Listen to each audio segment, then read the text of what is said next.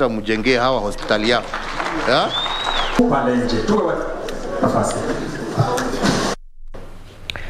While at the same time, President Uhuru Kenyatta has been awarded the Africa Gender Award 2022 for championing gender equality and development in the country. While receiving the award at State House, Nairobi, the president commended the African Union for recognizing Kenya's leadership towards translating the AU Solemn Declaration on Gender Equality into action by making it a reality for the lives of women, men, girls and boys. The award serves as a mechanism to monitor and reward an African head of state or government that has demonstrated outstanding achievement in promoting gender equality and development within the thematic areas of the African Union's Solemn Declaration on Gender Equality. Asante sana. You're welcome, Excellency. To stay and to engage us all. I wish to express my deep appreciation, Asante Sana, for the award and to commend the Gender is My Gender campaign for this noble initiative, which is indeed an inspiration towards our efforts of fulfilling our promise of advancing gender equity and equality, empowerment of our women and girls, and a cohesive, inclusive society, both here in Kenya and on our African continent. Asante ni sana. Thank you. We are very pleased Kenya has been selected as a recipient for this award. This is after careful evaluation of the country's report on the implementation of the commitment of the Solemn Declaration of Gender Equality in Africa. I thank Gender is My Agenda campaign network and the selection team for a job very well done. Your Excellency, getting this far is attributed to a strong political leadership and support of His Excellency the President Uhuru Muigai Kenyatta. Aspirant diplomacy, cultural diplomacy. President Kenyatta during the last 10 years has led from the front, the unbeaten path, and as a consequence. Now that particular award comes at when eyes are trained on the political scene, just wanting to see how many women are running for elective office ahead of the August 9th polls, and how are they being treated by society, including how media coverage is handling political leaders who happen to be female. That was a conversation that my colleague Jane Jacob Curia had, and you can get it on the website, that is www.kbc.co.ke. Media and coverage of lady or rather female politicians. That was the cause of our conversation on that particular interview. Now we go to the corridors of justice, where a 40-year-old man has been sentenced to life imprisonment at Rongo Low Courts after he was found guilty of defiling a 10-year-old girl. Clippers Otieno, alias Kili, is said to have committed the heinous act at Anindo village in Awendo sub-county on the morning of November 26, 2020. Justice has been served to yet another victim of defilement. On Monday morning, Rongo Senior Resident Magistrate Raymond Langat slapped Cleophas Otieno with a life sentence after evidence produced in court proved he was guilty. The accused person to serve life imprisonment. 14 days to appeal. According to the magistrate, the age assessment shows that the victim was indeed a minor aged 10 years. The complainant in this case was barely 10 years old. She was a child of tender age. The minor also positively identified the suspect as a next-door neighbor, further implicating him in the crime. Otieno Alai has been in custody after failing to raise the requisite bond of 100,000 shillings in the offences.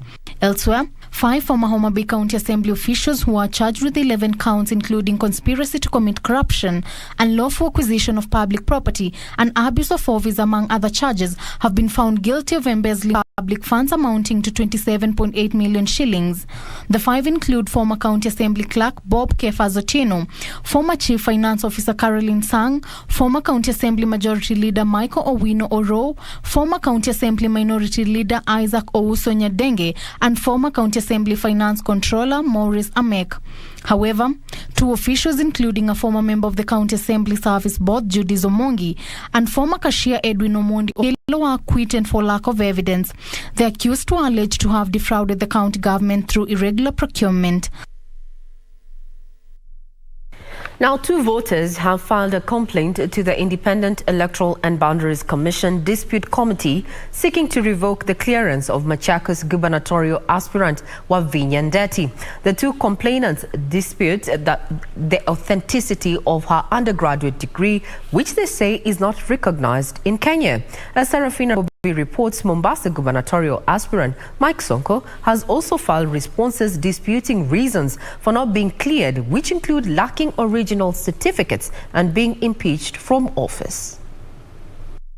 Today's proceedings before the IEBC Dispute Committee kicked off in earnest as Machakos gubernatorial aspirant Wavinya Ndeti's complaint was laid bare. 2 complainants, Gideon Ngewa and Kisilu Mutisia, want the committee to revoke Ndeti's nomination and clearance on the basis that the 1995 undergraduate degree she holds in computing studies from South Bank University in London is not recognized in Kenya. They're also questioning the validity of her master's degree in business systems from City University in London, acquired 3 years before the first degree. The degree which is submitted to IEBC is not authentic. You can easily go to River Road here and produce a degree certificate under the University of London, and then you present it to the Commission for University Education. They will say that degree is recognized. Wavinya, through her lawyers, maintains that her documents are authentic and that she had been cleared to vie with the same documents in 2017. Only qualification for a person qualified as a governor in this respect is a university degree. A university degree has been produced. The nature of the orders being sought by the complainant, in my view, will fall within the definition of unreasonableness. The committee will determine the matter on the 18th of June 2022. Meanwhile, Mombasa gubernatorial aspirant Mike Sonko maintains he was cleared to vie in 2017 using the same documents being disputed. Through his lawyers, Sonko also argues that his impeachment case is before the Supreme Court. The former Nairobi County Governor was accompanied in court by Wiper Democratic Movement leader Kalonzo Musyoka, among others. Our constitution is very clear. Unless you have exhausted all the channels under the law, huwezi kuzuiliwa to run for any office. The matter will be heard on Wednesday, June the 15th, 2022. And while that is raging, we're going to find out if Johnson Sakaja is eyeing the gubernatorial seat in Nairobi is in the clear or not, being that Wednesday is when we're going to have the verdict from the tribunal there. Now, still keeping up with matters politics, we had to Taita Taveta and Makueni, where Azimio la Umoja One Kenya Coalition Party presidential flag bearer Raila Odinga pledged to solve the perennial human-wildlife conflict affecting communities living in Taita Taveta and Makueni counties if he is elected into office after the August polls. The Azimio la Umoja Brigade, led by party leader Raila Odinga, took campaigns to Mtito Andei, Machinery, Kibwezi, Nunguni, and Kikima in Makueni County. Odinga promising to solve boundary disputes between Makueni and Taita Taveta County if elected the 5th president. Tunaleta mabadiliko ambayo itasaidia watu wetu wote. Na tutasaidia hata wanyonge. Tutatumia mbinu ya kuvuna maji ya mvua wakati inanyesha.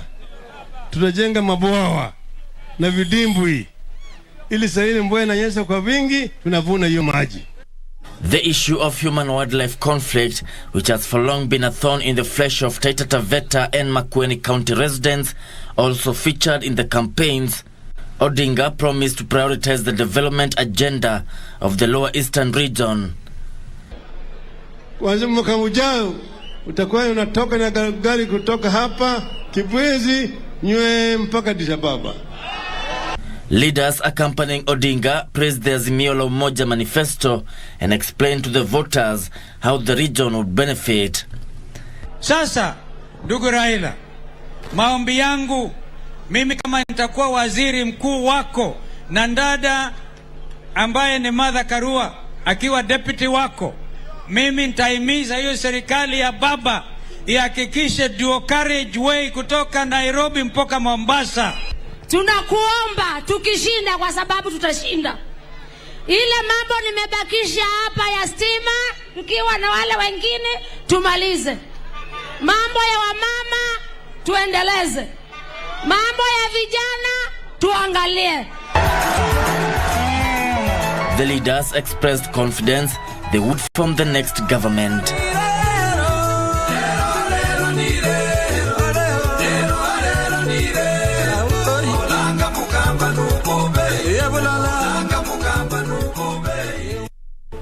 Now, away from the campaign trail, and we also focus on matters politics.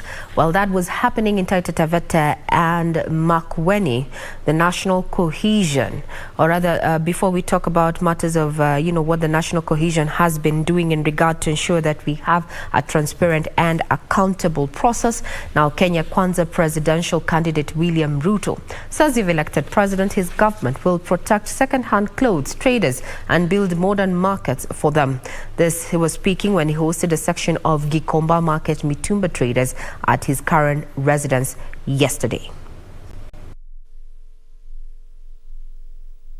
Kenya Kwanza Alliance leaders on Tuesday met representatives of the Mitumba traders from Gikomba Market.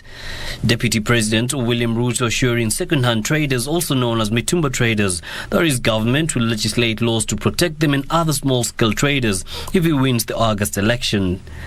Kazi ya serikali ni kuinua hiyo biashara yako, badala ya wewe kupata shilingi 200 upate 500.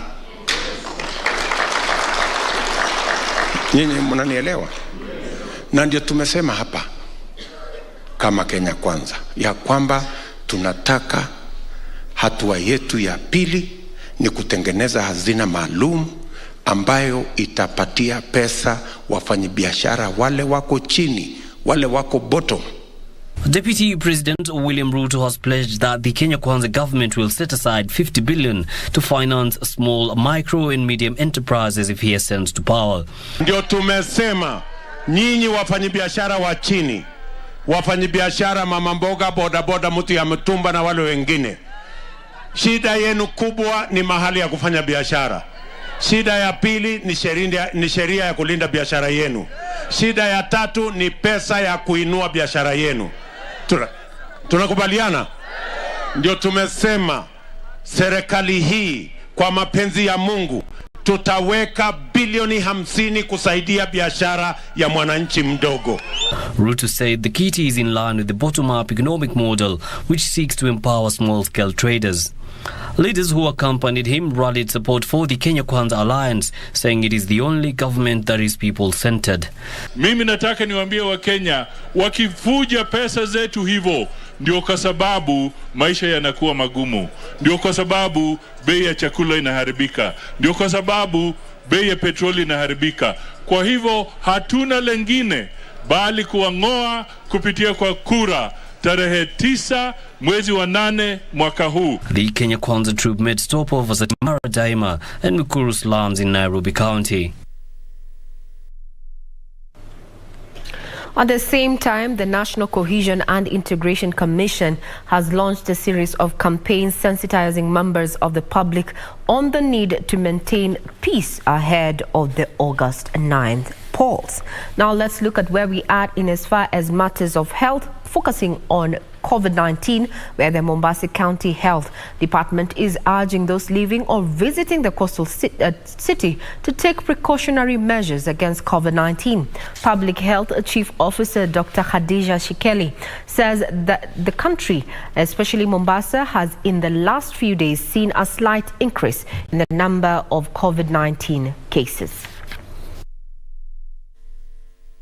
Health officials in Mombasa County say they are on high alert as the county continues to see an increase in the number of COVID-19 cases. The COVID-19 infection rate has been on the rise in the county. Nationally, it is 9.9% infection rate, while in Mombasa, we have gone to 10%.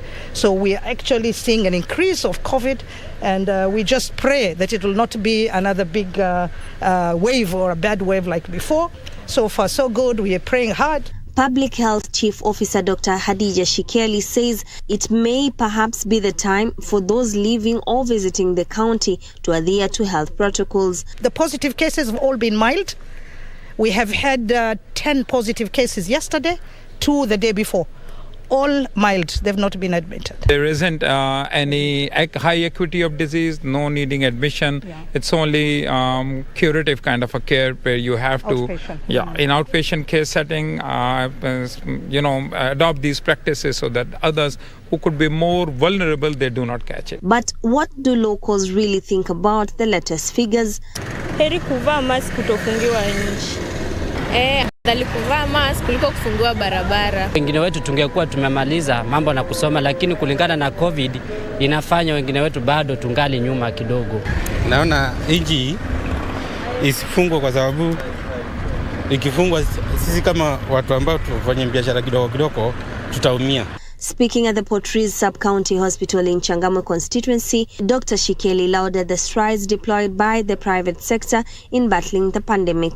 Port Reitz Sub-County Hospital has received a donation of the Gene Expert machine that will accelerate the turnaround time of COVID-19 testing in the county. This test is much better, or should we say it's more for emergencies. This collaboration is actually not for us, but to give the Mwananchi of Mombasa the best quality healthcare and the best outcomes. We will be together in our quality journey and in our selected clinical programs where we know that we can complement each other, which is cardiology, oncology, pathology, and many others to come. Juni Karisa Mbele from Mombasa County. If you're traveling to the coastal city, you have been advised to take precautionary measures. We're not out of the woods yet, with numbers and figures coming from the Ministry of Health indicating that 280 people have so far tested positive for COVID-19 from a sample size of 3,105 tested in the last 24 hours. Positivity rate for the country currently stands at 9%. On that note, we take a quick breather. We'll be right back.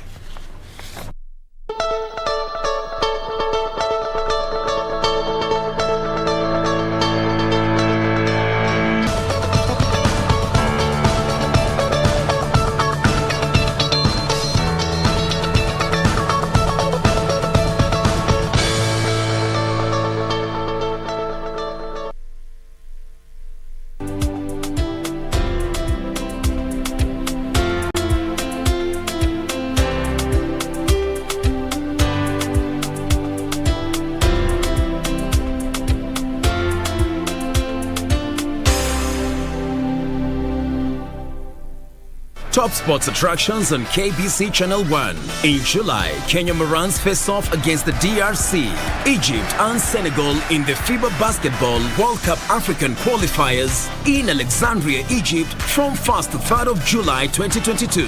Also in July, Kenya plays South Africa in Rugby League test matches in Nairobi with a return fixture set for October. Still in July, watch the World Athletic Championships from 15th to 24th July live from Oregon, USA as Kenyan athletes seek glory. Followed by the 22nd Commonwealth Games from 28th July to 8th August live from Birmingham, England. In August, join our coverage of the World Athletics Under-20 Championships from the 1st to 6th of August 2022 from Cali, Colombia. Then in November, catch the World Half Marathon Championships on 13th November from Yangzhou, China. Now that's what sets us apart as KBC Channel 1, your true sports partner.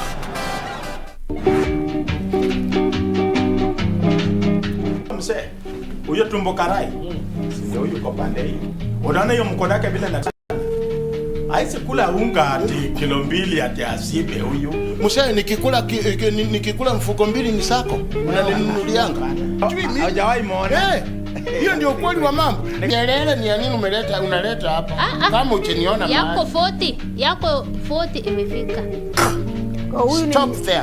Hii ni mnyang'anyani, hii ni mwabaki. Huyu akisimamisha gari, huyu anakuja na anaingilia. Hii ni muli bakwa, hii ni mshukui ya pesa. Yaani wewe nyamaza, usiingilie mambo ya watu wawili. Ndio ukolia. Wewe ni kazi gani unafanyanga?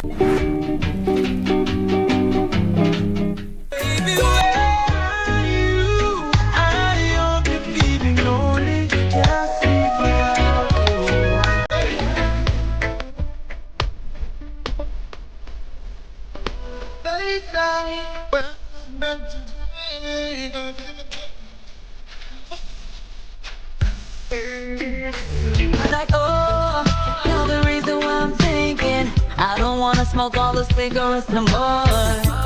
Guess that's what I get for wishful thinking. I shouldn't never let you enter my still the one I run to, the one that I belong to, still the one I want for life.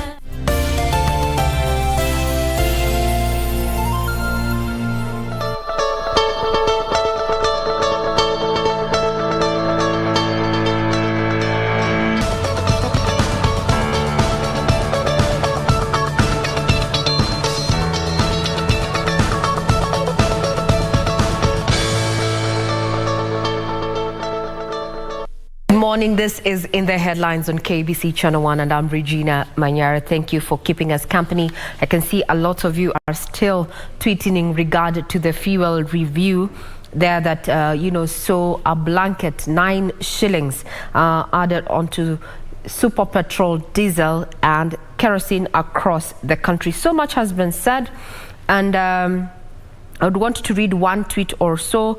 At Omwamba KE on Twitter is asking, what is really happening? EPRA keeps on increasing prices now and then. Trying to answer that is that EPRA themselves said that the review is in regard, to the increased landing cost of the commodity, as well as global shocks that include the ongoing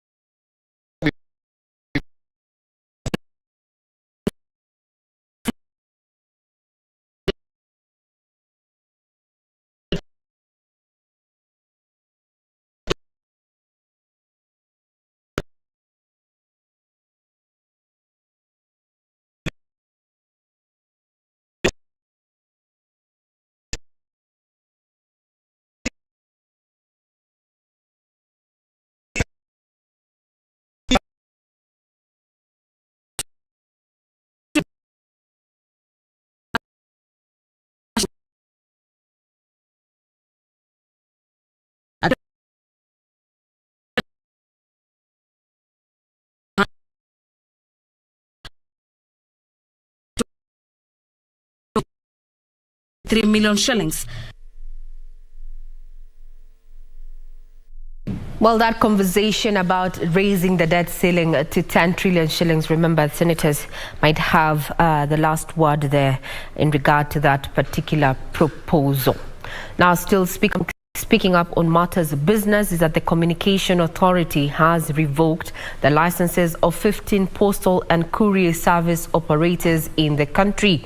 The regulator said the 15 operators failed to adhere to the laid down regulations. The cancellation of the license comes at a time when the authority has ramped up efforts to discipline errant courier operators and weed out unlicensed players in the postal and courier business in the country. Communications Authority warned 21 courier and postal firms that their licenses would be withdrawn within 7 days if there were no objections received from the public. Pursuant to the provisions of the Kenya Information and Communications Act, the Communications Authority of Kenya will revoke the license for the following operators within 7 days from the date of this Gazette notice, stated the regulator in its Gazette notice. This came after the number of private courier firms in Kenya grew to 1,027 in 2019, from 997 in the previous year, with sector deliveries up by 22.2% in the same period, according to a statistical report by the Communications Authority of Kenya.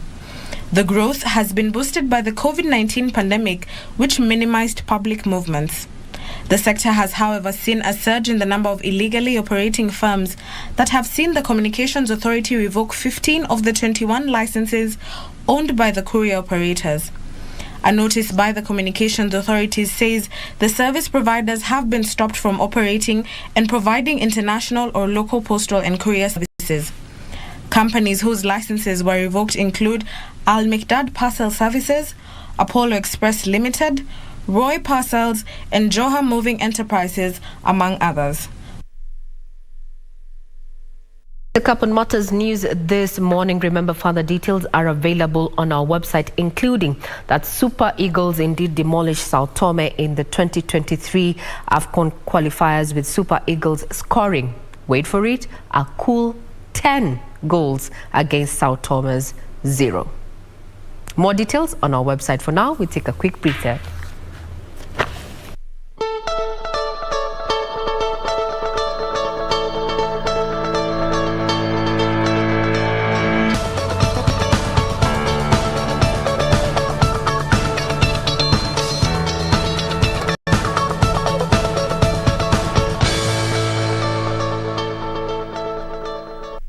All right, now let's take a look at the local dailies here. I've got two newspapers, The Star and the Daily Nation. Let me start with the Star newspaper. On the front page, Kalonzo refers to Uhuru case in Sonko defense.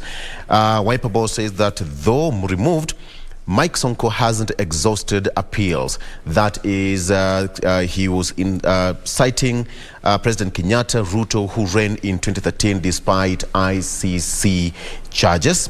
Sonko was at the IEBC Dispute Committee yesterday for the hearing of his case at the Milimani Law Court. Rungai woman recounts her ordeal of horror, and so far police say that they have arrested 2 suspects. One of them is the M-Pesa attendant, where 240,000 shillings was sent, and the person who withdrew the money. So 2 suspects are in police custody. Only 608,000 youths to benefit from Kazi Mtaani Phase 3. That is, this comes after 1.2 million youths registered for the program last November. So Kazi Mtaani is a national initiative launched in April 2030 to cushion the most vulnerable but able-bodied citizens. Okay. State borrows 3 billion shillings per day as Senate gives blank check for more. The government borrowed an average of 3 billion shillings per day in the last 1 year to push Kenya's debt portfolio to 8.4 trillion shillings. That is according to a new report. Now, the disclosure comes as the Senate is expected on Wednesday, that is today, to stamp the National Assembly's approval of the National Treasury's bid to increase the debt ceiling to 10 trillion shillings. All right. So that story of Kalonzo Musyoka, who says that Uhuru to reign with the ICC cases, so Sonko should contest. The IEBC Dispute Resolution Committee will hear the matter today. So it's a do or die day for Governor Sonko. Okay, so let me take a break on that and hand it over to Doreen. Then I'll come back with the Daily Nation. Doreen. Most costly campaigns yet. That is what the People Daily is holding for you this Wednesday morning, just highlighting how politicians are using money for these campaigns and how they are splashing cash on branding to entice voters. This is even after initially IEBC had capped presidential campaign spending in the August general election to at least 4.4 billion, while the spending limits for governorship, senatorial and women representative seats had been capped on a county by county basis, ranging from between 21.9 million to 117.3 million. But the National Assembly rejected this proposal by the IEBC, and so IEBC was forced in a gazette notice to revoke this early notification on campaign contribution and spending limits by these politicians for this particular elections. So basically just giving politicians a blank check to spend whatever it is they can be able to spend in this campaign. And just going by this particular article, it shows how these politicians are defying hard economic times to pump billions of shillings in the campaigns, ranging between not even actually between over 5 million in just in actually over 1.25 million in a single week in terms of campaigns. So if you do the math, you can imagine how much that would cost a single politician in a month. So away from that, D-Day as Electoral Body Tribunal now gives the verdict on Igathe as well as Kangata case. These are the gubernatorial candidates for both Nairobi and Murang'a County. The dispute tribunal now is set to give a ruling on these two leaders following the complaints that had been given in respect to them, particularly when it comes to Igathe. It said that he is being accused of being unfit to hold public office following his resignation in 2018 after his fallout with the then Nairobi Governor Mike Sonko. When it comes to Irungu Kangata, he's being accused of asking the returning officer to change the date of presenting his nomination papers to enable him confirm whether his running mate Winnie had resigned from her job on time. Remember that it was required for those that were seeking to vie for elective positions and were working in public office had been given a specific timeline in which they were supposed to resign, but there had been issues when it came to Kangata's running mate in respect to her resigning on time, and so now he's being accused of averting the dates just to favor him and his running mate. And so lastly, the school calendar may be adjusted over elections, whereby it is now scheduled to start 2 days after that. Is the school calendar is now scheduled to start 2 days after the general election. So in essence, just it starting on August 11th, which was not the case, but because of elections, now it is set to be so. And so now what is happening is that most learning institutions now have adjusted their learning programs accordingly to fit within the schedules and the timelines, because at the end of the day, the school calendar will just be adjusted because of these elections. Regina. Well, a sneak peek of the paper that I have this morning being the Standard. Tough times ahead as petrol hits 160 a litre. That is after the review by EPRA yesterday. This is definitely going to have a ripple effect on our socio-economic activities as a country. So you need to tighten that already tight belt. Now, in a world news is that UK asylum seekers fly to Rwanda, and unconfirmed reports from our reporters and persons in Rwanda, it emerges that this particular flight has been banned, or rather denied entry into Rwanda. So what next for these asylum seekers from the UK? We'll be keeping tabs on that. And also when it comes to making food available at your table, remember we value maize and see it as a staple crop. Now there is a looming food crisis as prices of maize go up. Big read on this particular issue this morning, being the 15th of June 2022, with 54 days to go. Warning signs of a supreme battle. The Scribe opts to go with this kicker, and I'm going to read it as is. Leading presidential contenders are flagging issues that compromise a free and fair poll and are actively documenting them in what is seen as gathering as the evidence that could come in handy if they find themselves challenging the outcome at the Supreme Court. Quote unquote here is Deputy President William Ruto and Azimio la Umoja Kenya presidential candidate Raila Odinga seem to be preparing grounds for challenging the results. Both teams have raised issues that could be pertinent in the case, in case they find themselves at the Supreme Court seeking to overturn the presidential elections. We have been through this even in 2017, where we made history there by having the presidential polls nullified there. Now, one of the strategies employed by both presidential teams has been documenting the shortcomings and breaches that are thought or could compromise the electoral process. On the other hand, IEBC continuing to maintain that they are ready and willing to conduct a transparent election there, and a fair one for that matter.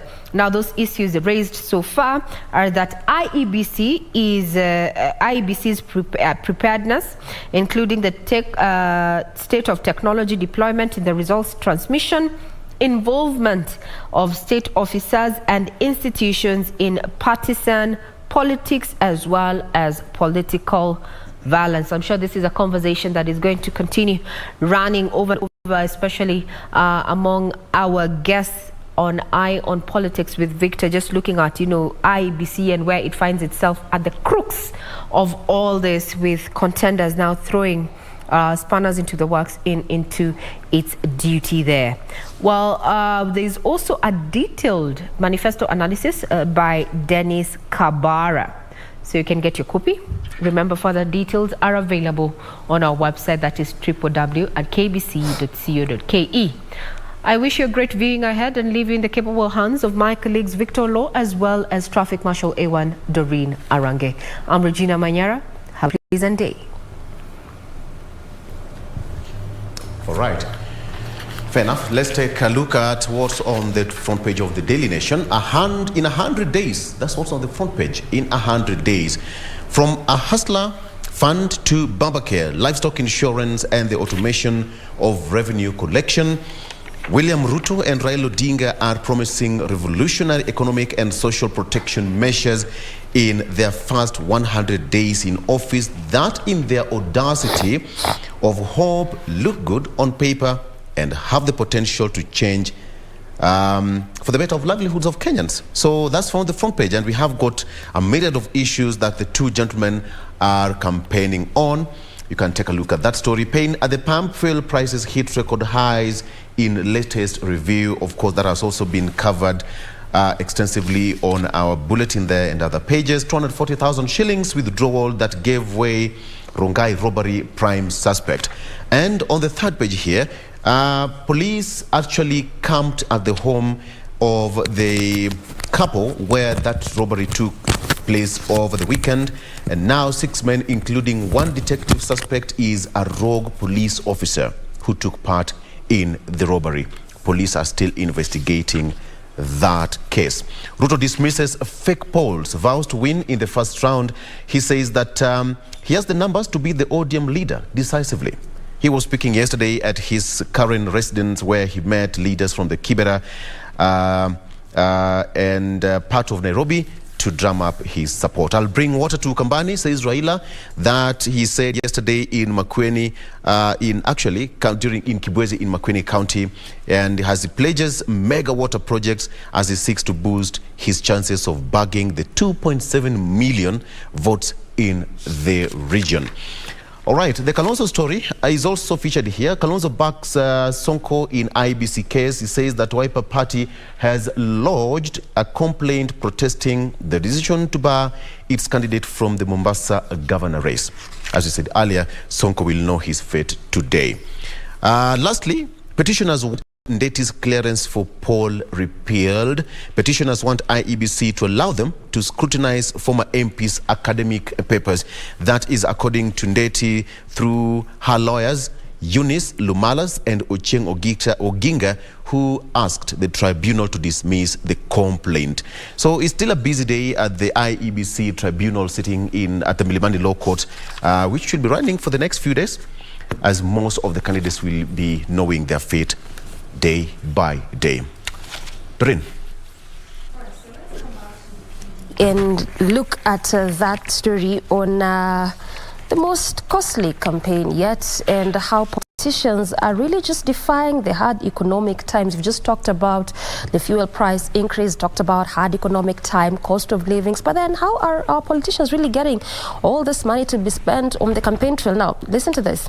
So, from hiring 1 million shillings a day helicopter to erecting campaign billboards for days on end and leasing top-of-range vehicles, politicians are obviously defying the hard economic times just for the purpose of campaign and to entice their voters ahead of the August 9th general elections. So going by this specific article shows that bold and deep-pocketed politicians are already splurging about 1.25 million per week, which is equivalent to 5 million monthly. This is only just for a 30 seconds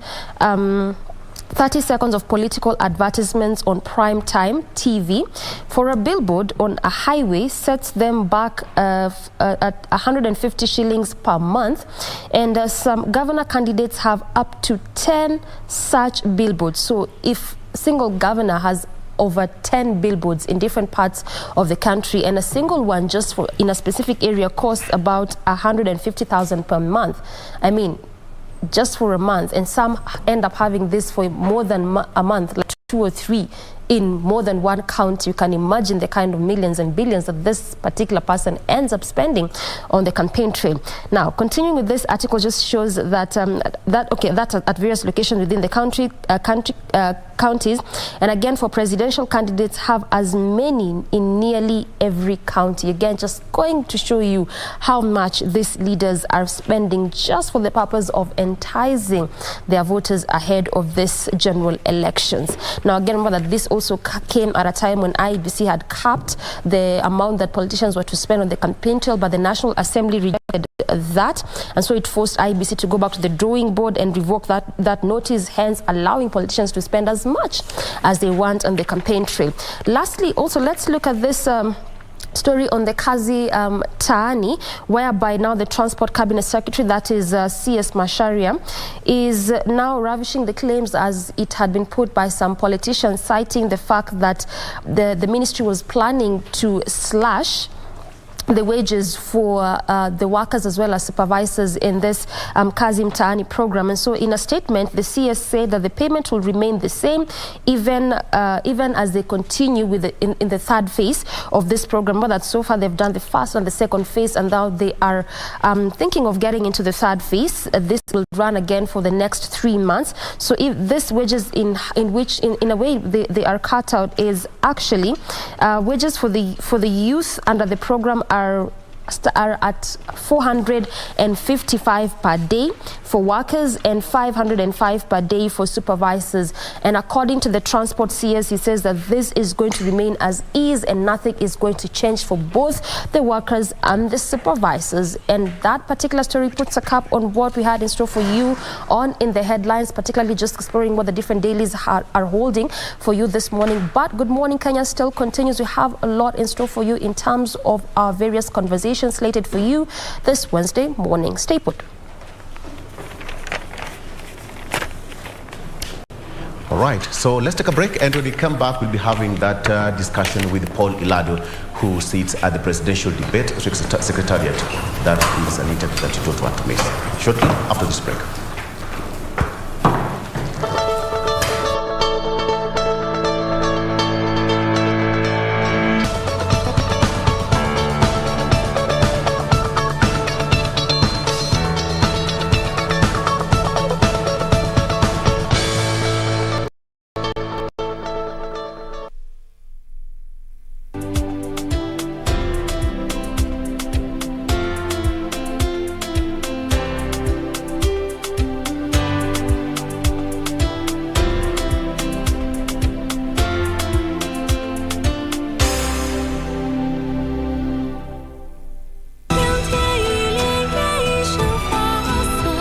Destiny tests all of us in different ways. Master, my mother gave me energy. What are you thinking? My lady, it's bad. What do you mean? Does she know I'm here? Yeah, she knows. But you know, she's the Duchess of the East. Her duty is to protect the land. Do you know anything about this character, Griffin? Huh?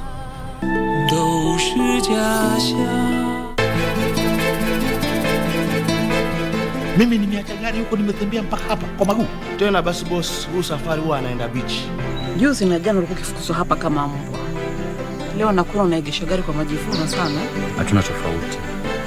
Wewe jina lako lilikuwa sumu ndani. Leo uko huko ndani unatembea bila hata hofu. Mzee, nilikuambia huwa huyu safari ana mchezo. Labda amekwenda beach. Wewe hebu funga domo lako. Na sasa nasikia kuwa wewe ndio umempungia safari ndani ya hizo. Ni kwa sababu gani?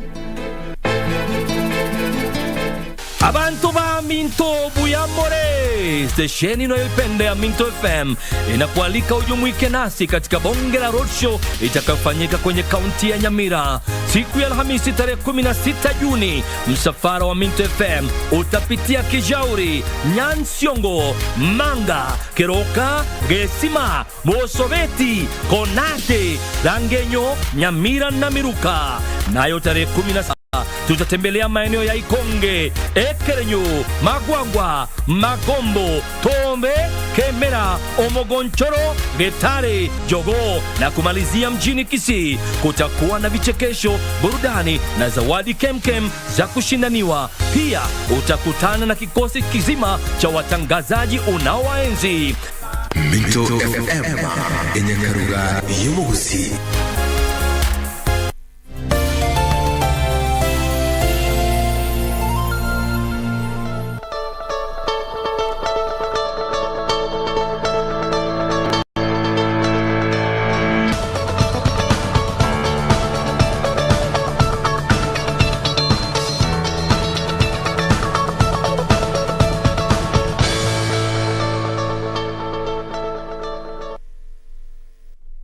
And welcome back. Now let's have that discussion, that interview with one gentleman, Paul Ilado.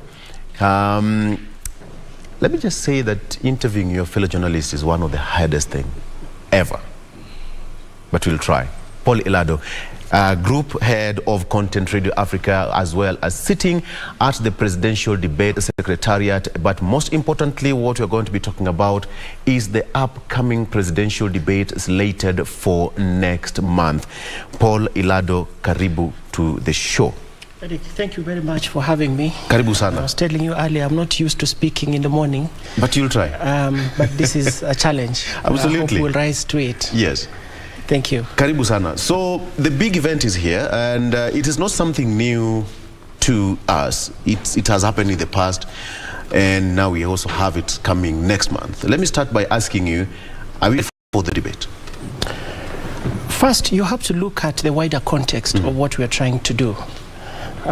Debates are a very important aspect of democracy, and in any part of the world where people seriously practice democracy, an opportunity to explain yourself, or for the people to be able to interrogate the policies and the candidates who are running is extremely important. Yeah. What we are seeking to do here is what we've done in the last two elections. We first had the first debate in 2013, and it was well attended at the time. We had another one in 2017, and this is the third one. Yeah. We have learned along the way. We think this would be better in many ways. For example, we have a very shorter list of presidential candidates approved by IEBC. It makes our lives easy. You remember in the last debate, we had to make last-minute adjustments to accommodate people who the court had ordered that we must include them in the debate. It became a bit messy. So we think that this one would be relatively much better compared to the last two. And yes, we are almost ready. We're probably about 80% ready in terms of preparation. We hope to tie the loose ends in the next few days. Because when you look at the presidential debate, this was something new. In the States, they hold it after every election year. And you see candidates do attend and they articulate their agenda for the nation.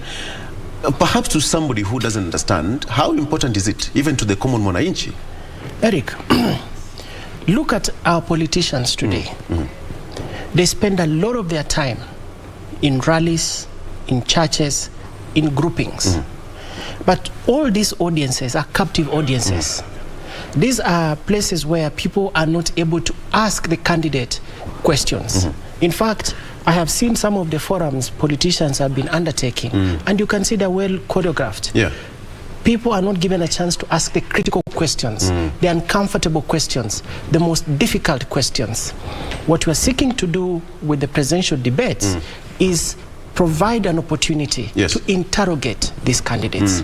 And you know, when someone appears, you know, for 90 minutes before primetime audience, you're not just able to listen to what they have to say, but you have to look at their body language, because that is a much louder communication about them and how they are able to deal with issues, including with their temperament. If you want to be president, we have to see you. We have to be able to scrutinize everything that you are doing, including how you might react, you know, to some of these things. Exactly, when you're pushed to the corner. In that position, you'll be insulted, you'll be praised. We would like to see how will you deal with those things. Most importantly, they're praising issues. You know, we want to hear what you have to do, what you're going to do with education, what you're going to do with security, you know, governance, you know, the fight against corruption, you know, and we will take you to task. So give us the answers. So anyone who is serious about becoming our leader, this is the forum. And we're placing it just closer to the election, because you've had all time to campaign. Now come and sit with us and tell us, because there will be wider thematic areas which, you know, we will share with you and say, look, address us on these issues. The next important thing is that we are going to take questions, you know, from the public, from the audience themselves, so that Kenyans are able to ask these people the issues that are important to them and hear their responses. So for me, 7:30 p.m. is prime time. And this kind of debates are going to be aired by everybody, from radio stations that we have. I think there are about 200 radio stations, to the TV stations that exist. Now, you must be out of your mind not to take this opportunity to come to this debate. It must be a tedious job, because when you talk about the preparation that come with it, 200 radio stations, it has to be synchronized in such a way that everybody gets an opportunity to broadcast that debate. And when you look at the presidential debate, it's not just like any other debate that, you know, we hold at the, you know, the barazas, the marketplaces and what have you. But this is an opportunity for each and every presidential candidate to come out in the open and tell people, no, this is me. And as you said, temperament, body language, articulation, mastery of your language, and so much more. But then, before I get into that, how much money is spent on this for someone not to miss? You know, broadcast is a very expensive exercise. Absolutely.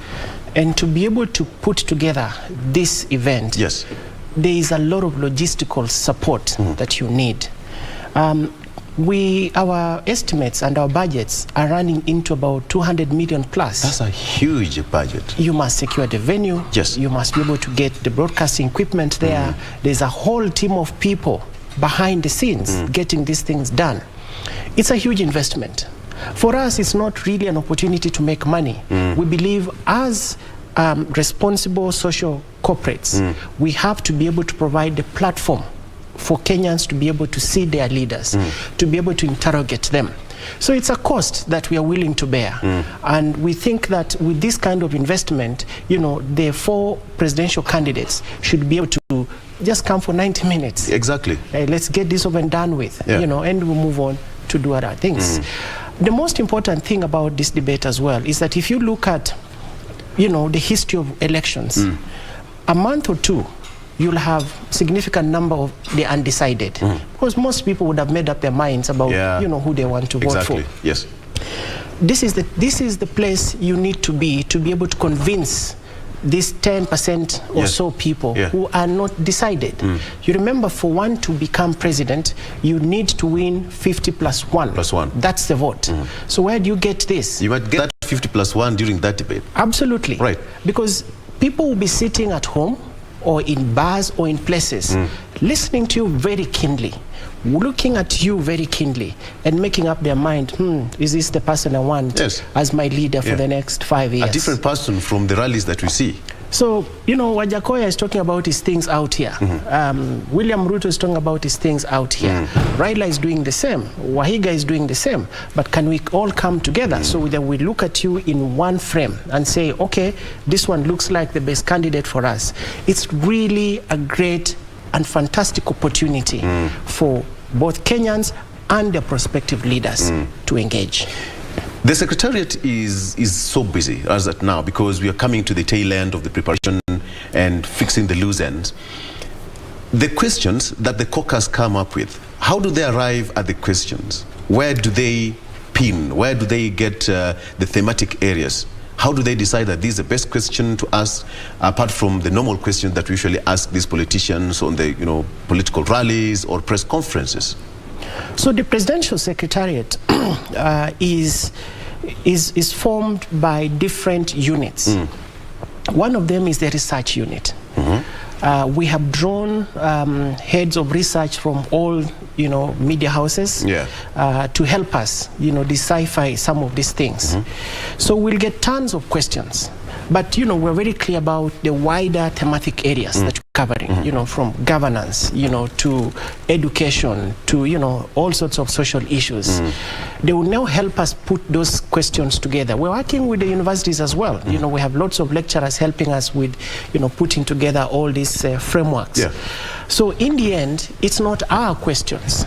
This would be content that's generated from not just the public, but subjected to a lot of testing in line with the framework that we have developed.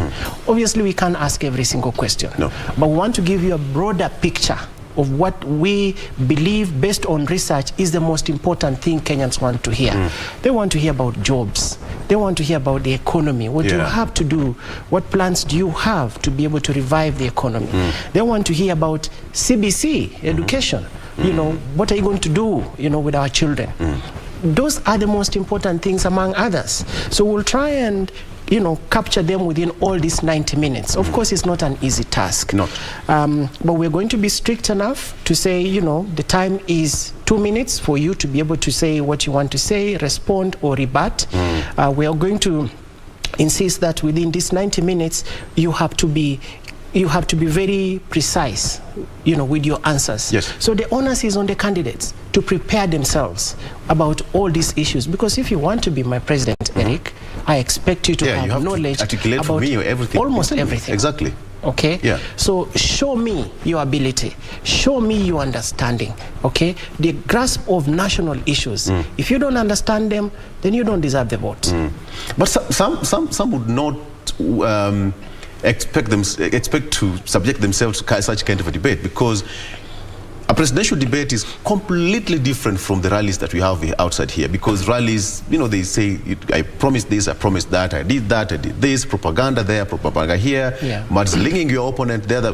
But this is completely different. Some would say that the questions have been pushed to some other candidates. How true is that?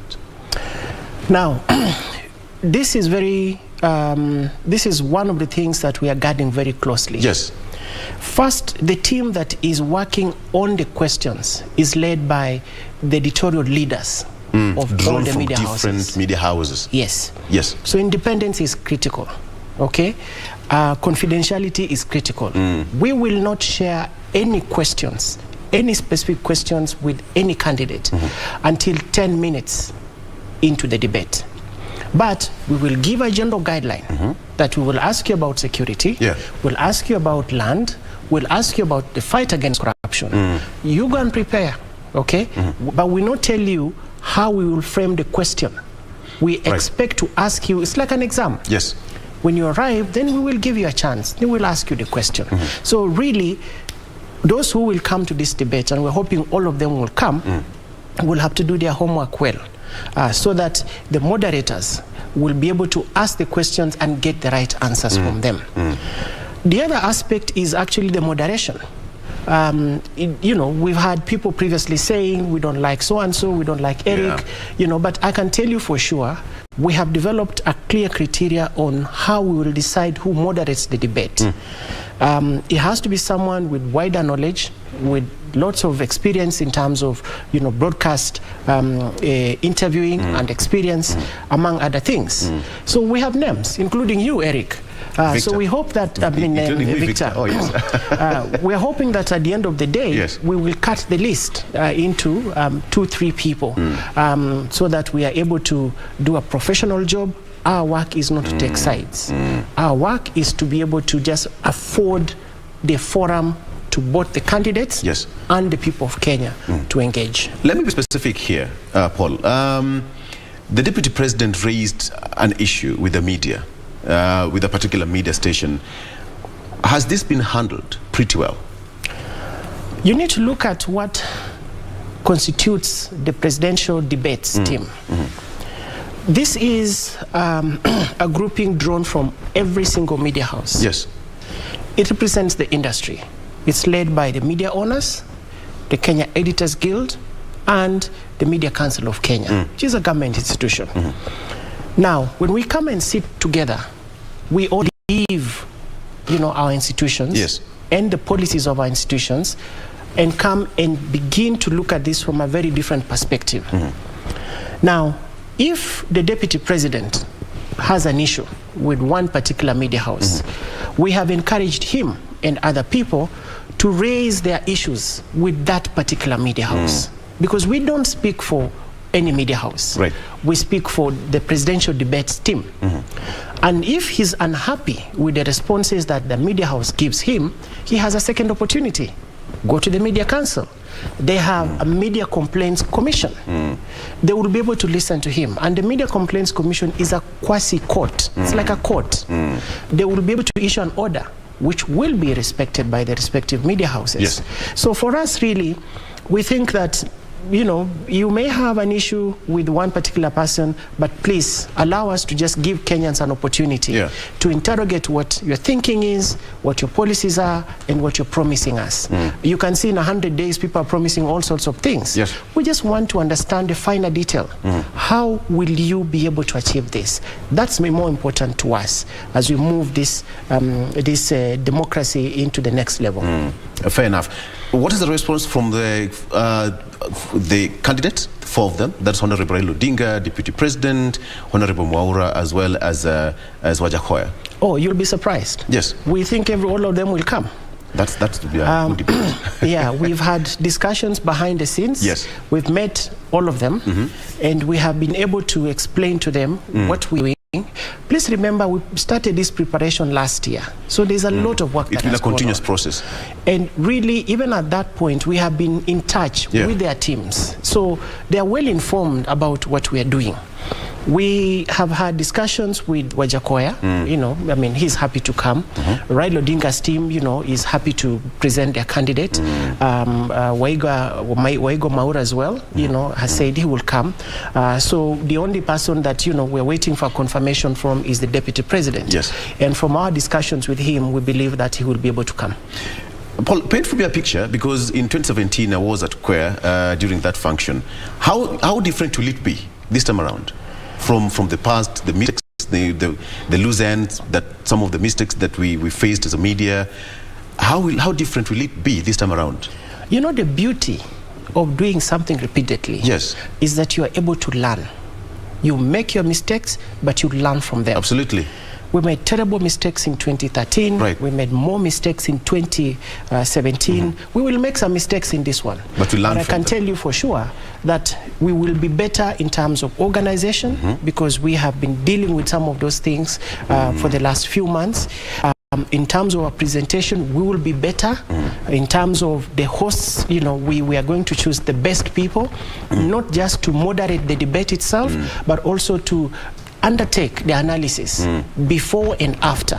And we will have a research team, okay, with us. all the time, so that if there are any issues that emerge at the time, there's a quick discussion around it. We all agree, there's a whole system in place that then allows us to be able to accommodate as many views as possible, but also ask the questions that are most relevant and important.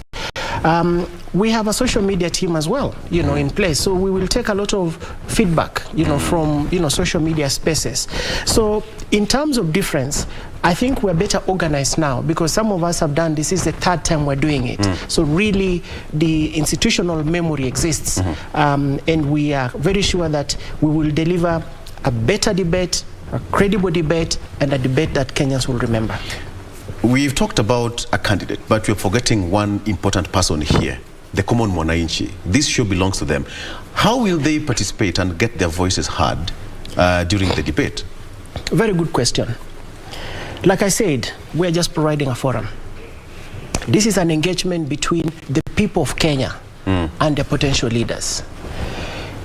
Within the next few weeks, we will announce ways in which Kenyans can participate. First, we have created social media handles, so they can send us questions through there. We will also ask people to send us questions directly, send us an email or whatever memorandum you have on what you need, and we'll have a deadline, for the submission of those questions. Now, based on those views that we would have collected, we will then design the questions. Okay, which is what we'll present. Please note, 90 minutes is a lot of time, but also not a lot. That's a lot of time, but for politicians, it's quite short. Yes, even for us, to engage thoroughly on every single issue. 90 minutes is such a small time. So we are hoping that, because of the larger thematic areas, we will pick the most important questions from the public, okay? Just frame them nicely and be able to ask them. So that at the end of the day, because these issues cut across, what affects you most likely affects the next person. So it will be very important for us to try and capture those ones that cut across and affect majority of Kenyans. But if it's a personal question, of course, we will not ask it. But this is the national debate. The issues must be national. Yes. Allow me to ask you about the time and the venue and the dates. Yes. Yes, we have we held this in Catholic University the last time. We are going back there this time round. That is in Karen. That is in Karen. Why we choose the venue is because the venue has enough facilities for us, and we think there's enough space for us to be able to mount what we need to mount there. So that is a venue. It is safe, it's secured. The first debate would be on 17th or next month. Let me just confirm the dates. I think we agreed on that yesterday. It's not 17th, is on July the 11th, which is a Monday. So we will have 3 debates. One running mate debates, and then we have 2 presidential debates. So the first presidential debate will be on July the 11th. It's a Monday from 7 p.m. We'll be ready to go. The second presidential debate will be on 28th of July. So we are hoping that all the candidates will come back, just in case there are issues which we didn't ask in the first debate. We can be able to ask them in the second debate, but also incorporate emerging issues at the time. The one for the running mates is on July the 20th. So we hope all the running mates will be able to attend. We have engaged them, we have written to them formally, and we are confident that they will all be able to turn up on that day. The venue remains Catholic University from 7:30 p.m. Yes. What are the rules of engagement between the sector players and the candidates? Oh, this is important, and thank you for raising it. For any meaningful discussion to take place, there have to be some basic rules. And the first one is, where any communication is formal between the secretariat and the candidates, so that no one comes back to say we're not informed. I was not invited. The engagements are pretty open.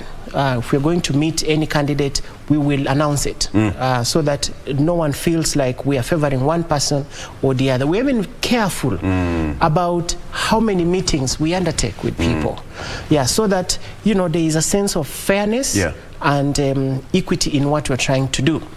So the second most important thing is that we expect people to be civil. You know, it's just common sense. Don't come to a debate and insult your opponent. Okay, this is an opportunity for you to just explain yourself, explain your thinking. Okay, so there has to be decorum, and if no one, I mean, if someone misbehaves, we'll kick them out. You know, we will retain the power to decide the right of admission. Thirdly, we have made it very clear to all the candidates that we will not share the questions. Okay? That's the biggest rule. That is the most important thing. Yes. You go and do your homework. You have teams. Let them prepare you, okay? But we will not give you leakage. Neither will we indicate, you know, specific subjects that we want to speak to you about. In terms of fairness, you will all come in 10 minutes time before we get into the debating center. We will do some sort of raffle, which then also will show us who stands where, okay, which podium, okay, so that we don't choose for you. You don't come and tell us then later that you chose for me this podium, that's why I was not able to speak properly. So we'll do a raffle, and whoever picks the first podium and the last podium then goes to that podium. And so while there, the moderators will state clearly, one, how much time do you have? Okay. What is the format of the debate? We'll take 15 minutes and then we'll take a break, another 15 minutes and we take a break, just to allow, you know, people to be able to take a cup of a glass of water and, you know, think a bit more critically about the issues that are being raised. So all this will be laid out very clearly. We have already shared the rules of engagement with all the candidates. With all the candidates. Okay. That's a good one. Yeah, so it's up to them to prepare for them. Yeah. It is very clear, the rules are not changing, and we expect that they'll be able to abide by them. So that at the end of the day, like I said, we just want to have a good conversation. Exactly. Okay? Yes. Let Kenyans be knowledgeable, let Kenyans understand who their leaders are, and make their own decision on who they want to be their next president for the next 5 years. You know, this debate comes at a time where the government, we are facing a serious challenge. The corona pandemic is not here with, not out with us yet, and the government is saying that we have to be very much careful. Catholic University has a big hall, and it can accommodate quite a big number. The production aesthetics, how will it be? Will it be open to the public, and to what number? Now, for obvious reasons, one, for security reasons, we will not allow many people in. Yes. We have told all the candidates just how many people we will need from them, and they are not more than 10. Yes. You know, so that we minimize the number of people within the hall. And also, we have to give the public a chance to come and sit and watch the debate and listen, and if possible, you know, make their contribution at that point. So the numbers will be managed. We haven't decided exactly how many. The logistics team, I think, will be at Catholic University today to work out the numbers. So then we are able to distribute among us the most important people we think should come to the venue. Absolutely. So in terms of broadcast as well, we will have, you know, broadcast signals available to anyone who wants to broadcast. But of course, you know, certain rules. We would expect that you know, the debate is uninterrupted. Whatever you do with the signal, make sure that the debate for 90 minutes is uninterrupted. You know, you can get your commercials before that or after that or during the break, that's fine. But for us, the most important thing is to allow the candidates to talk and talk to Kenyans. You know, Paul, most of the candidates, even as Kenya Broadcasting Corporation, we also have our gubernatorial debate. But some of the candidates you hear say that these debates are meant to demean, to embarrass, or just to expose us to the audience or to the public or to the voters out there. And we sometimes get it a bit hard convincing them that, you know what, that's not the whole essence of having a debate. Could you please just confirm that the presidential debate is completely for pure intentions for the audience, for the candidates to come and express themselves, not to embarrass anyone? Victor, we have no intention of embarrassing anyone. Right. Our work as journalists is to rise above any side and provide a professional service. We speak for the voiceless. We speak for the masses. What we're doing here is to exactly bring those issues which are being talked about in bus stops, in barazas, in places, bring them to the table, the national table, and have our leaders respond to them. Like I said before, this is an industry-wide engagement. Where I come from doesn't matter. Who I work for doesn't matter. What matters at this moment is opportunity to be able to interrogate these people. So anyone coming to this debate should not fear. We have nothing personal. There is nothing malicious about it. And if you are true to yourself, you have no reason to hide. You want to be president? For heaven's sake, allow people to interrogate who you are. And they will look at you from the way you dress, to the way you speak, to the way you stand, to the responses that you give. Because then that gives them a better opportunity to make a judgment. For example, I mean, you remember the Clinton-Trump debate. I mean, those two were two different people. Yes. But the audience was able to see who between those two people has the right temperament. You know, you don't want your president to be reckless. You don't want your president to be not to be able to take criticism well. You want your president to be slow to act, to be slow to anger, to be slow to accommodate everybody. Okay? Because 50 million Kenyans will have varied opinions. 50 million Kenyans may not love you, all of them. But at the end of the day, you are the leader.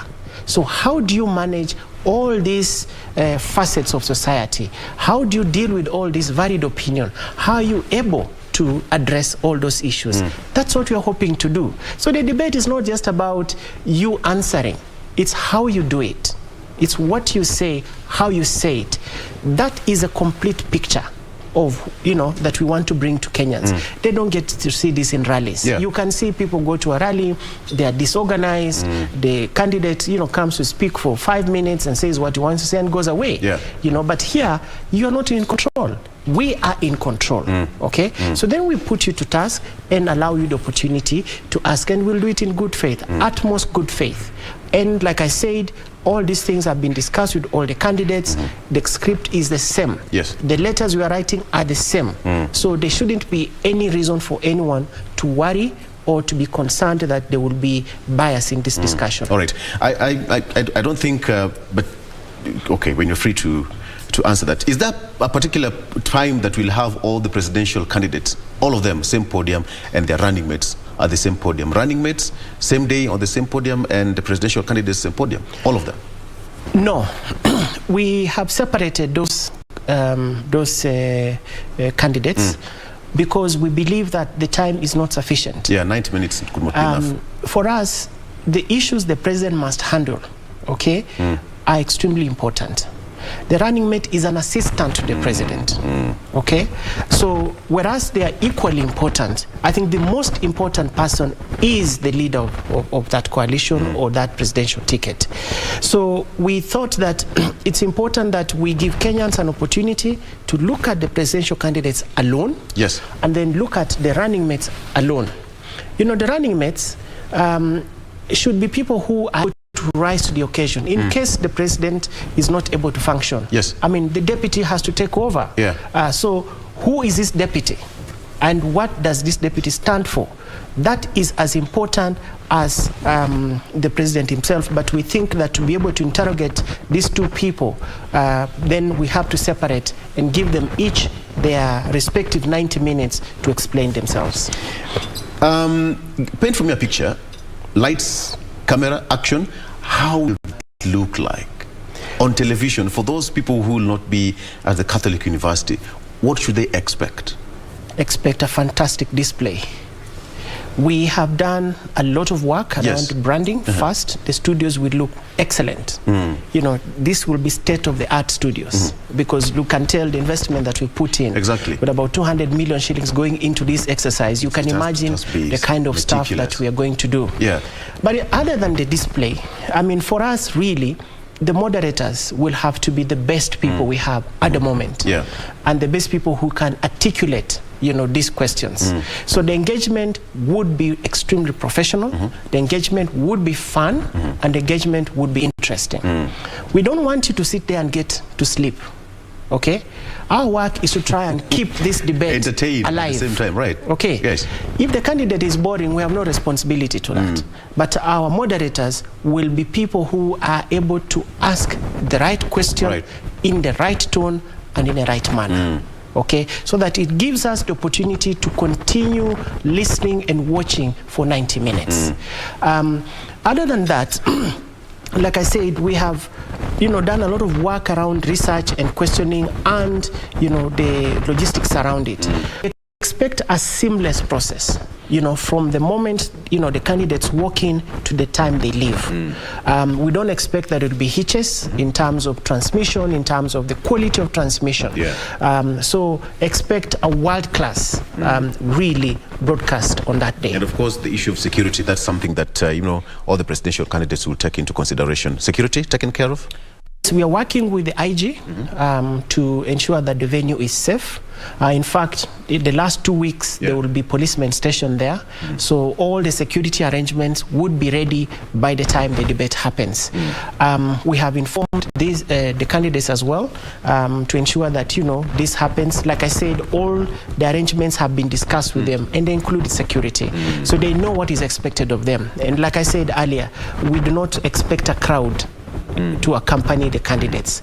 We expect just the most important people to come to this debate and let the candidate, you know, discuss his issues with the rest of the country. All right. Paul, I'll give you, because I'm told you're running out of time, the last word, closing remarks. Probably if you can just go through the date on that particular day, then we can wrap it up.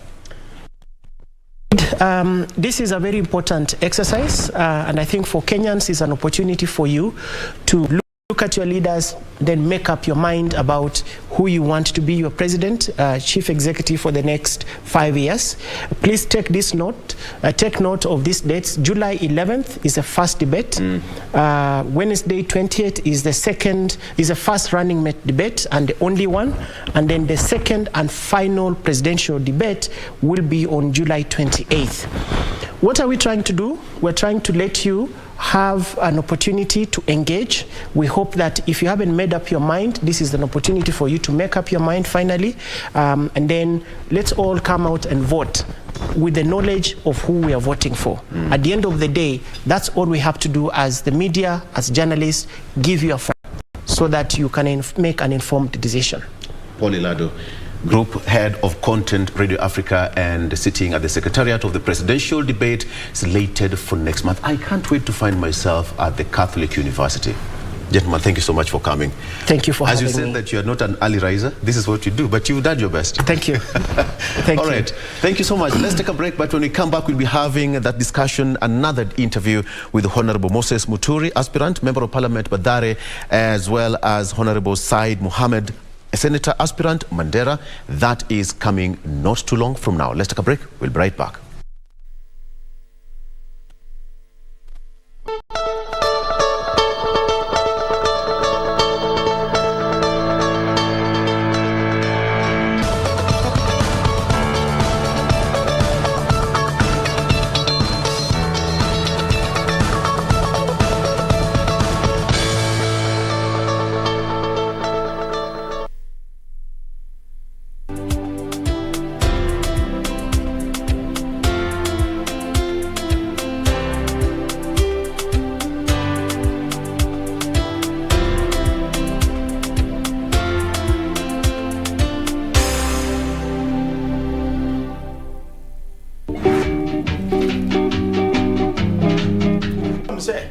Huyo tumbo karai.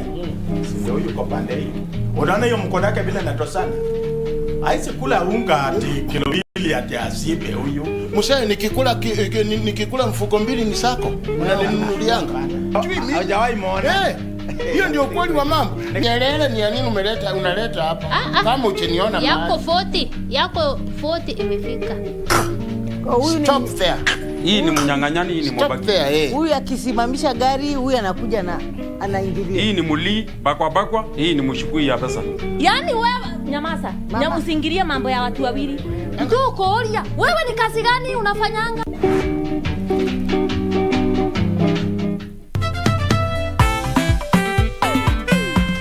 Guys, this school is relocated. Kabene. Aki. Hey, this mother tongue thing is actually taking a toll on you. Eat before you eat. Hey teacher, how are the three of you doing today? Mwalimu, by the way, our twins doing inside the test, don't mind. Twins, eh? Mtu akona twins anaweza kuwa alikuwa na mwaga chawa, hiyo design alikuwa na mwaga chawa jana. Oh, sorry guys, eh? Blame it on the baby's brain, eh? Very forgetful.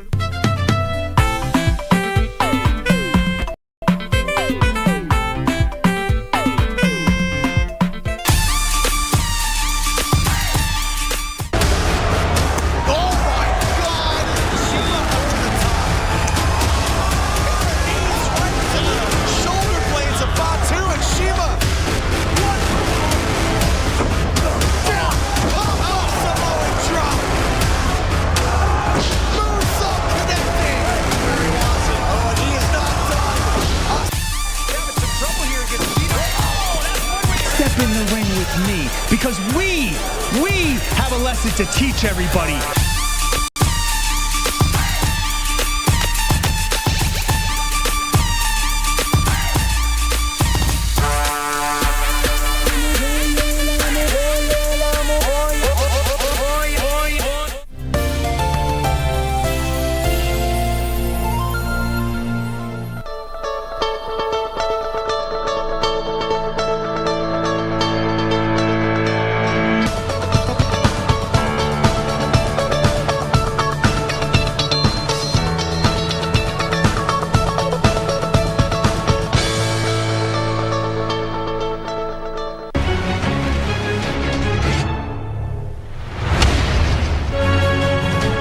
Gishuhi Ngove was born and brought up in Nairobi's Kangemi estate. We had grown at the bottom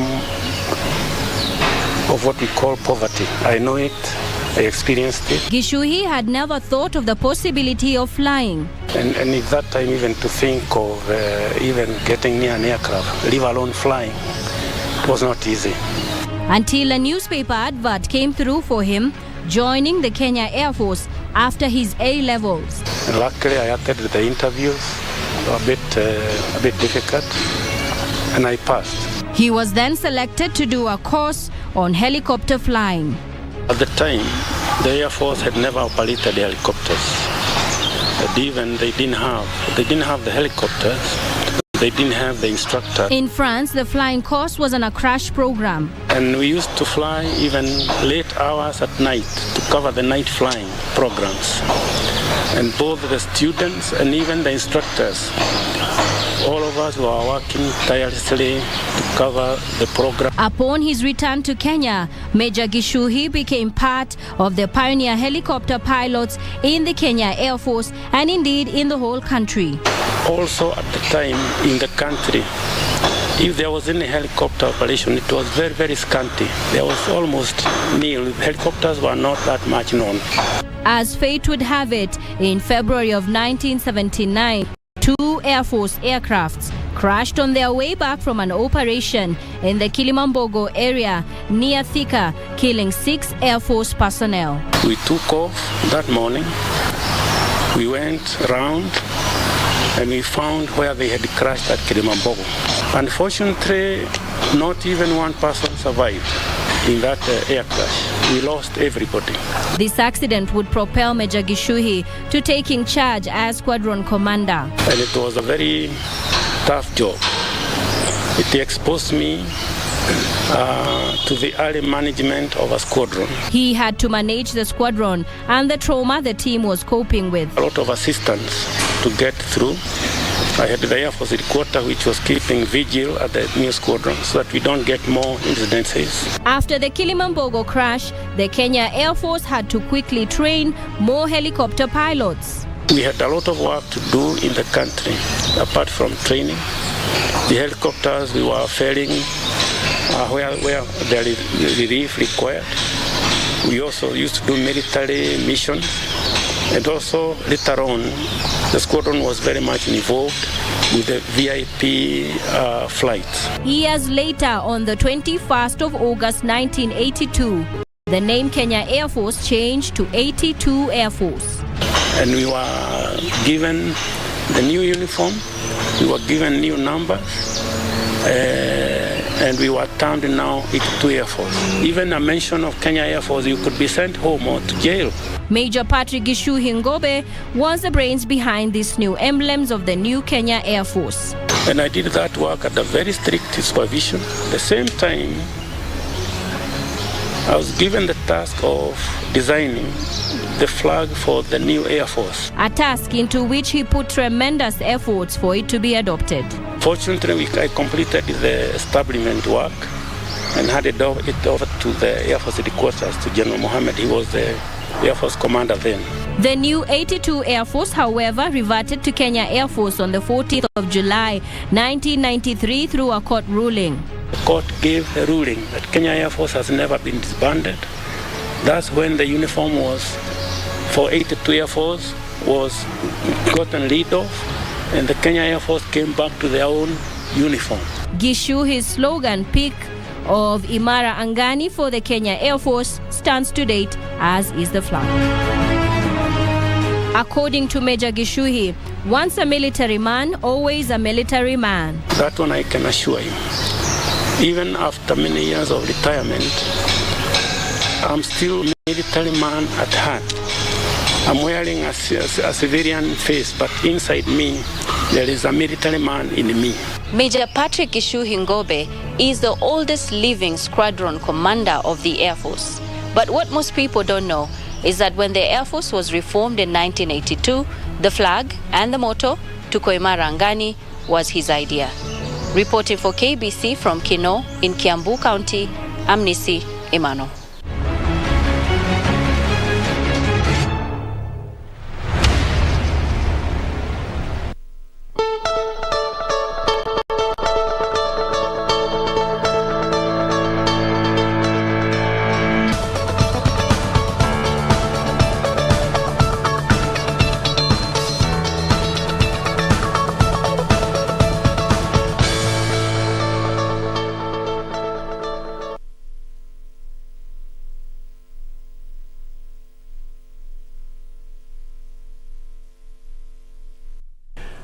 Okay, welcome back. Now let's talk about a bit of some politics and focus on what we should be expecting in the next 54 days. And with me in studio, I have got two gentlemen.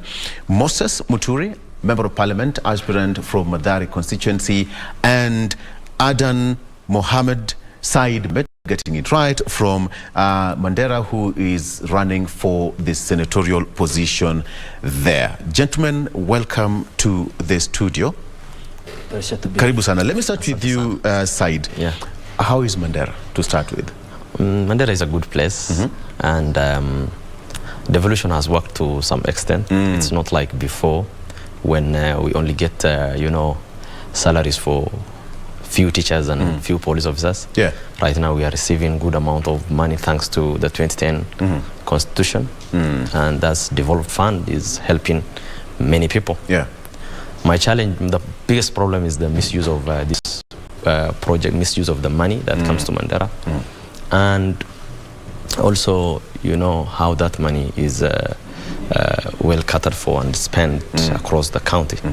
And so we have problem with the leaders that we elected into office. Yes. That's why me, myself, a young person, is running to become senator, and so that I can be able to, be able to control that pilferage and the wastage of money that's the current administration is currently, undertaking. I'll get into that. Yeah. Could ask you why you want to be the senator of Mandera County. Yes. But let's come back home to to Madari.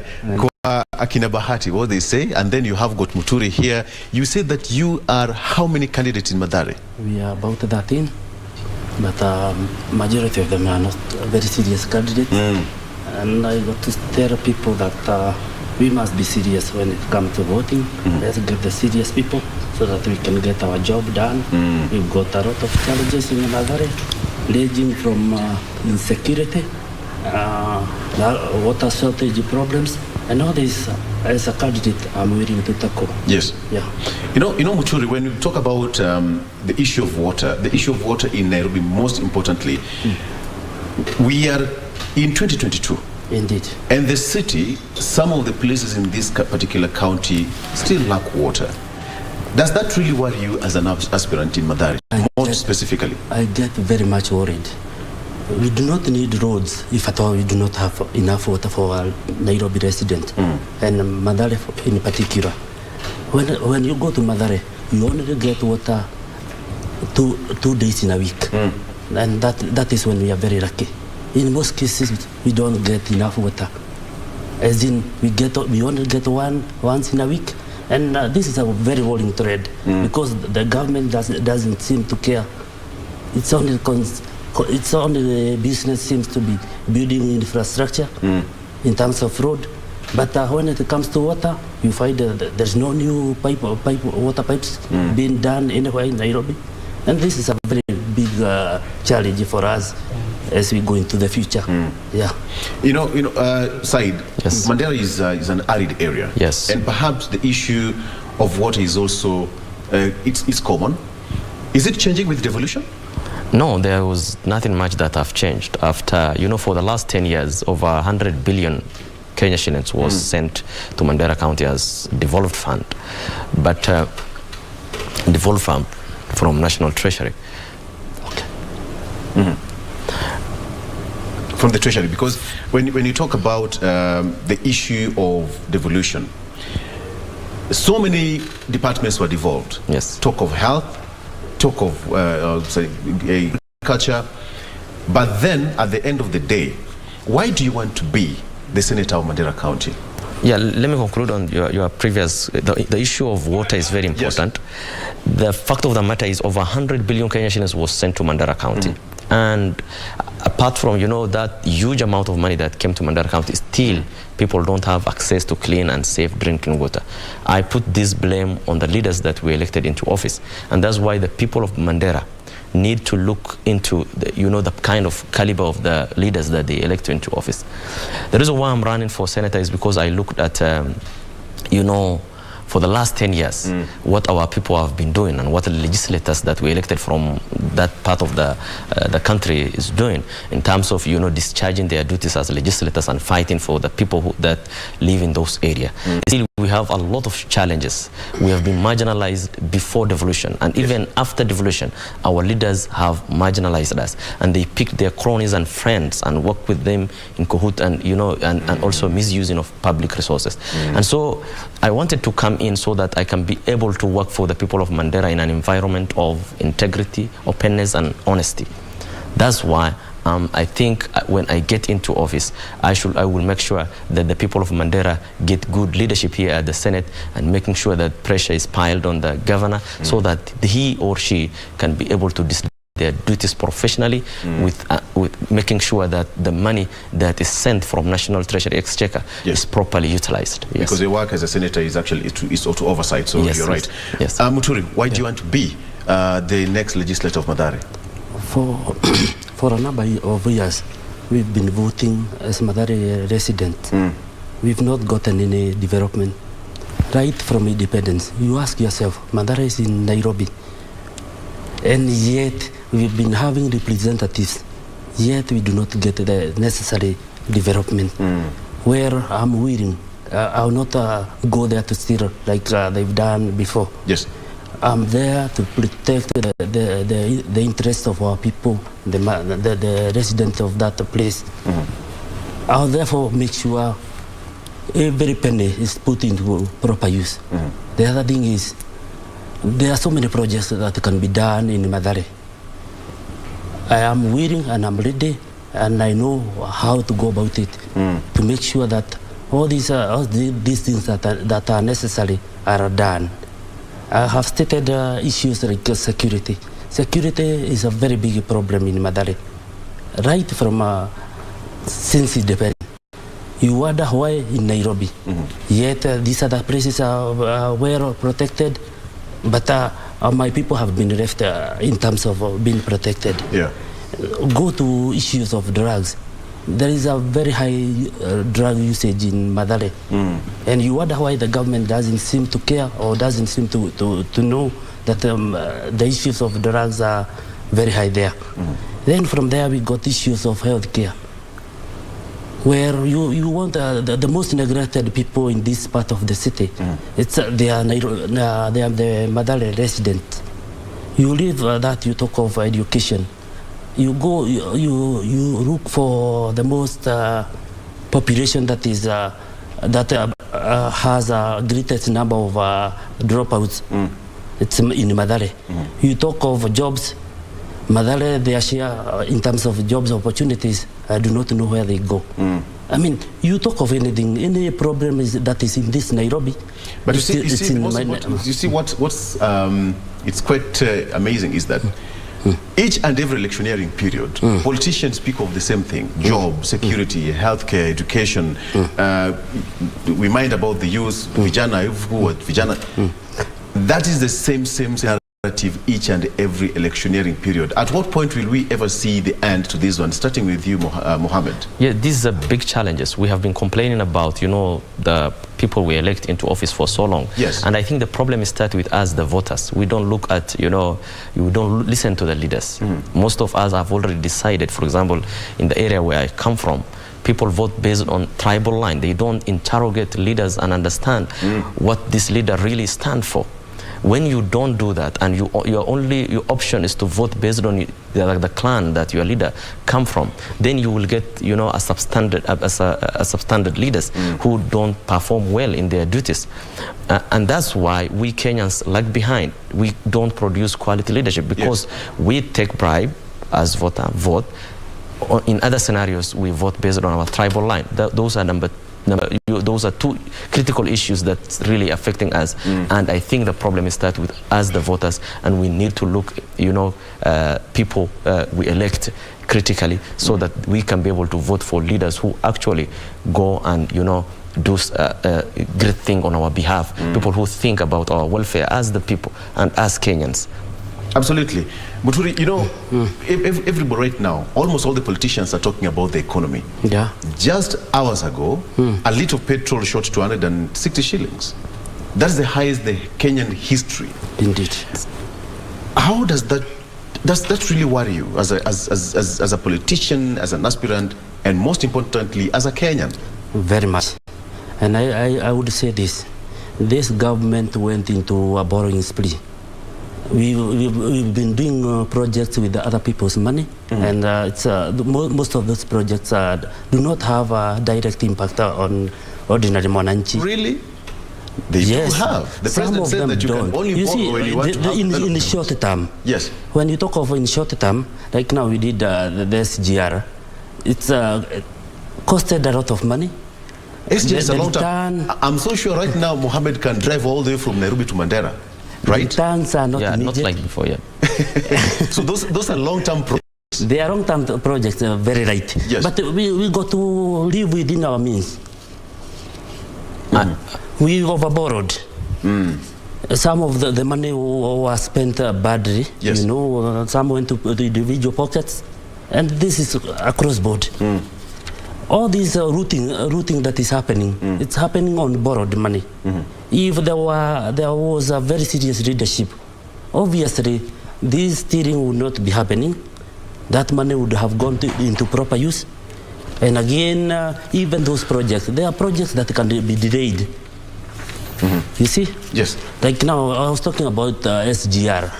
As far as I'm concerned, maybe when you get SGR all the way from Mombasa to Naivasha and not proceed up to Busia, you've not helped Kenyans. I thought the idea should have been to target our exporters, to target the DRC, the Uganda, the Southern Sudan, All those should have been the target, so that they can have their goods through Kenya to their market. But what we did, we brought it to Naivasha. In a short term, obviously, there is no direct impact to ordinary Mwananchi over here. Perhaps right now it might not seem like there's a direct impact on the common Mwananchi, but in the long run, we will see the impact probably. Definitely we will. Yes. For me, I have a divergent view from my brother here. Yes, go ahead. Of course, the issue of, fuel price hike is affecting many Kenyans. The cost of goods is, currently we cannot go to supermarket and buy a few stuff as Kenyans because it is too expensive. And many people are suffering because of these, increased prices of fuel. Number one reason why this thing is, affecting us is because number one, we as Kenyans, we didn't put, a contingency plan in place to have enough, fuel reserve. Because the issue also that's affecting globally, the Russia issues also affecting, the fuel price. We should have had a contingency plan where we had enough reserve of fuel in place, and we will have predicted well in advance before this problem have happened. You can imagine in the area where I come from, if the fuel price is currently 159, taking it to Mandera is so expensive, and the people over there are more, the damage to them is way beyond anybody's imaginations. If we in the city are crying, there the price, I'm sure by now, is 170 if you go and look into the market retail prices in Mandera. So I think we need to figure out a way of subsidizing this as government. The government need to look into this critically and be able to come up with a plan as soon as possible so that the Kenyans can be saved from these harsh realities of economic challenges. Yes. Let me say this. Because the issue of economy is most, when you talk of Deputy President William Ruto talk about economy, Honorable Raila Odinga talking about economy, but for how long are we going to talk about economy if there is no immediate action taken? You see, it all boils to leadership. As long as we have bad leadership right from the top, and again, when it comes to parliament, they are not doing their roles as they are supposed to, then we end up with the kind of challenge that we are having. You see, I said that we overborrowed. Yes, we did. And that's why we cannot be able to subsidize that oil that we are talking about. We can't have enough reserve, as you are saying. It's not possible to have enough reserve for the whole year. All what should be done maybe is to have some subsidy to cater for that. But where do we get this money? We overborrowed. We can't do it right now. That's why you can see that the government is just silent, can't do anything. If they are to get money again, they have to borrow again. All this should have been catered for, like 2-3 years ago. You see, whenever government has enough money within its reserves, then you are sure that whenever there are those shocks, then it can be able to handle. But now you tell the government to try to handle oil prices charge, they will not. And obviously, if they do, they will have to borrow. It all boils to leadership, I may say that. Devolution. Let me talk about devolution, because when you talk about devolution, perhaps you are going to get into it if you get elected. That is, most of the governors and senators and members of parliament learned through the job in their different parts of jurisdiction. But then, how is Mandera paint for me a picture to somebody who doesn't understand how devolution has changed or has not changed the face of Mandera County? Devolution has worked in Mandera to some extent. Yes, there was a lot of investment that was done in the area of health.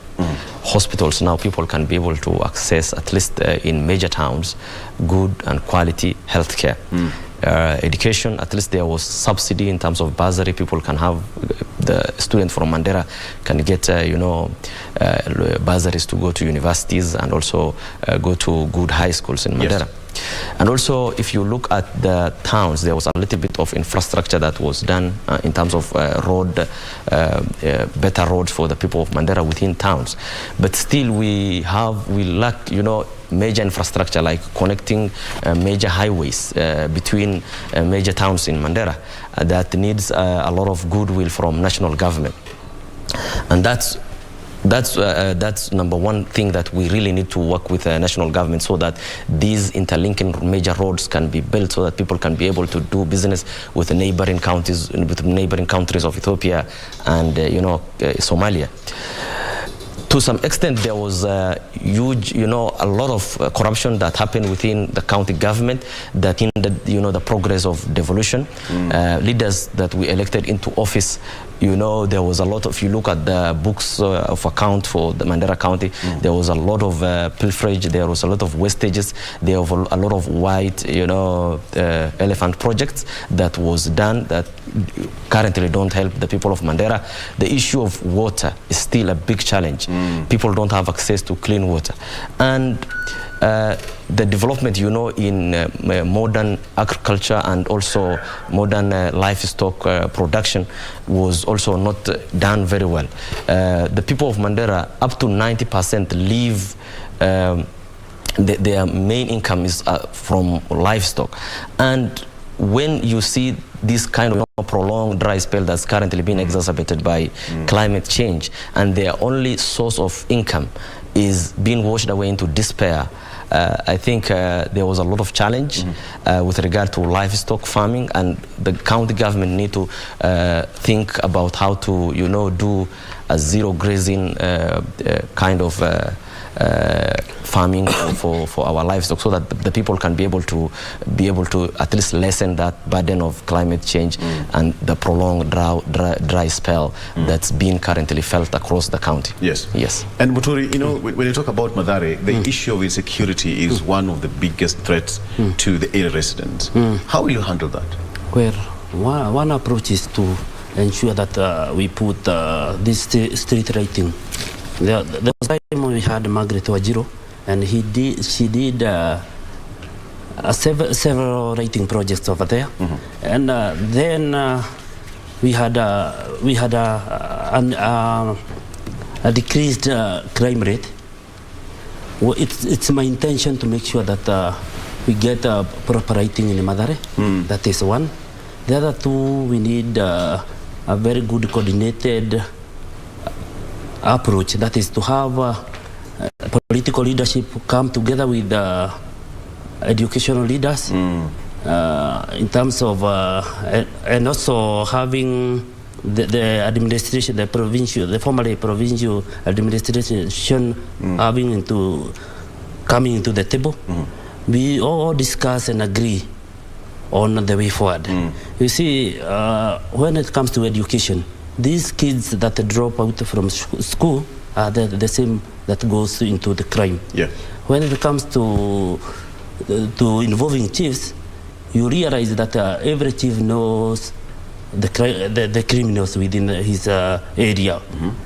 Again, by involving them, we will be able to solve this challenge by ensuring that no criminals is able to come to our places without knowing. And again, police, when it comes to police, they all need to be given that morale to work closely together with them. And by doing this, we will be boosting their morale. They will be able to work within that area, knowing that the political leadership is behind them. By working with the MCAs and even the top leadership, we will be able to improve the level of security in our area. Absolutely. And again, by giving them jobs, by creating job opportunities, and again, trying to handle all those issues, you find that they are all interconnected. You handle the issue of jobs, you get to realize that you are handling the issue of insecurity. Yeah. Let me talk about the issue of the gender card. Most of the candidates here, Mohammed, most of the governors have got female running mates. Have we gotten it right as a nation right now? Because if you look across board, you'll see that most of the candidates, the governors, the senators, and what have you, women are taking center stage in terms of leadership. Have we gotten it right this time around, or are we coming late into the game? I'm very much happy about the way our women have realized, you know, taking position of power is important to fight for the right of, you know, women, and also women are good leaders and they're very kind and they can also be able to do good job, and that's why we need to give women opportunity. I'm so much excited about the fact that so many people are taking positions of power and throwing themselves in the race, and making sure that you know, they do good campaign, and many women this time are projected to win elections, and that's you know, we are heading towards good, we are heading good direction as a country, and even though the area of that's been marginalized for so long, like the whole of northern counties, if you look at it, the socio-economic level is below the national average for those counties, and women literacy level is about 40 to 45% compared to 90% of national average. So there, if you look at that area, still we lag so much behind. Our women are not so much empowered to throw themselves in the race and find themselves a space in politics, but we are, you know, crawling. We are getting there. We are getting there. What's your thoughts about that, Muturi? We are progressing very well as a country, and even Madare. But we're talking about Madare because the area that I'm in is that still we lag behind when it comes to issues of women, and it's an issue that requires seriousness in terms of pushing our girls. You see, you see all these things begins from childhood. Our girls are protected and even well taken care of in Madare? I would say no. And like our boys. And you progress up to high school and even universities. There is a very high dropout rate of our girls. And like those are the areas. If these things were to be tackled, obviously our numbers would rise. And even the ladies that would go into politics would also increase from areas, and especially the slums, like Madare and Kibera, I think so. Because I'm trying to imagine here that the effect of having women in leadership will actually open more doors to the women to battle it out with the ladies out there and the women out there. Because when you look at the 2/3 gender rule, most of the appointing positions, women are still not getting it right. They are not getting it. But even as this parliament they have gone on a recess, and an indefinite recess, it's still hanging in parliament. Yeah, they what never will you did. do, for example, if you get elected to make sure the 2/3 gender rule is effected? Well, immediately we get to parliament, if I will. I'll ensure that the bill that has been lying idle there, I'll mobilize all the other parliamentarians. We ensure that bills get to see the light of the day. Because I don't see why they never give it the seriousness that it deserves. Some would argue that men are afraid of women leadership taking Not at all. Women are the cornerstone of this country. And obviously having them even more will help this country a great lot. You talk of women in leadership, even in all areas of this economy. They are doing good. And like our men counterparts, whom you find them stealing and engaging in all manner of things. Women cares, let me say so. Yes. Let me get your voice on that, Mohammed. It's important. This is important constitutional matter, and that bill has to be passed no matter what. No matter what, that bill has to be passed. When the next government comes in power, that two-third gender rule that's lying in parliament has to pass, so that women have their rightful place, you know, in making laws for us as legislators. Yes. Allow me to ask you this question in particular. Most of the counties have this issue called negotiated democracy. Does it happen in Mandera County? It started in Mandera County. It started in Mandera County? Yes. Oh. That's why it was born. Started in Mandera County? Yes. What is for somebody who doesn't understand what is negotiated democracy, does it happen today? Yes, it happens today. Negotiated democracy in Mandera County, many other counties copied from Mandera. And why they did that is because in 2013, negotiated democracy was a success. The first county administration that came in power was all elected through negotiated democracy. There was no single MCA that was picked by the elders who lost the election. The governor won, the senator won, all the MPs from that county won based on negotiated democracy, and it was like no opposition to it. Our clan elders, for example, the area where I come from, the Garri community, sat together, like 20 of them, and decided to pick from each clan members who represent. Those who will not get governor will get some, at least representation, as get some of their, leaders who are running for MCAs will be selected. And some MPs were selected from different clans. And that's how it worked. But then later it backfired. The people who were elected in 2017 now revolted against the negotiated democracy. And they decided, because ideally it was only a one-term scenario where you serve for 5 years, give it to your other brother from the other clan. Then you get into that position. And like when you test power, and this is Africa, you understand? The governor himself refused and used all, his power and resources to fight negotiated democracy. I'm surprised today he's preaching again the aspect of negotiated democracy, because he also wants to become senator. And again, he wants to use it. But in 2017, they revolted, all of them. And some won. Negotiated democracy was cut in half. Others won who opposed negotiated democracy. And currently, it's almost dead.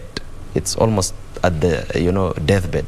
But there was still some negotiations being done among elders of different clans to front MCAs, to front members of parliament. We're talking about negotiated democracy. Muturi is looking at you like, can that happen in Mathare? It can. No. Because that can never happen in Mathare, or even in Nairobi, to be particular. Not in certain countries, because as you said that it started in Mandera County. But the detriment to this aspect of negotiated democracy, I'm not for it personally.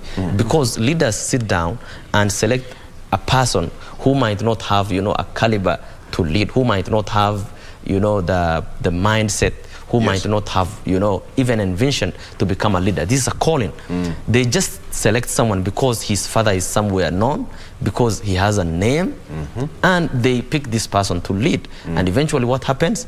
The person just goes and sleeps in parliament. He doesn't do anything. That's why when you see we don't have people who can speak for the people of Mandera in parliament. Like this 12th parliament, right? Yes. The 12th parliament, we did not produce leaders who, come up with serious bills that change the face of Kenya. We want leaders who think, who do research, who comes up with an idea that helps not only Mandera, but the whole country at large. And that's why I am not for negotiated democracy, and I'm also running against it. I'll still come back to that, because there's a lot more to discuss on that. But Madhari, like, wazee waende ukaa chini sana, like, you can imagine the amount of money people put on campaigns, the merchandise, the advertisement, the campaign T-shirts and whatever. There's so much to be it's quite involving, so to speak. Indeed. But look at it this way. Is this something that we can copy? No, that one I'm against it. And again, I don't think this should happen anywhere in modern Kenya. Whenever that happens, obviously there is some corruption that has gone behind the doors. Obviously, what are you talking about? That you're picked because your dad was, your father was a senior chief somewhere? That must be the case. Your family have a name. You see, obviously, in modern politics, even the money factor must be huge. That. And I don't think that is there is anything to borrow from them. They should change from that and probably adopt our way. the way we do it here in the city. I'm not for it. But then in some counties, yes, it works for them. Depending on how it's run, if it's run pretty well, then it works as negotiated democracy and an open democracy. Like the way we are going for an election right now, you're free to pick whichever candidate you'd want to pick. Indeed. But then, gentlemen, allow me to take a break. And when we come back, I want us to talk more a myriad of issues, but when we come back after this particular break, I have got two gentlemen who are aspiring to be legislators in the next parliament. Let's take a break. We'll be right back with more.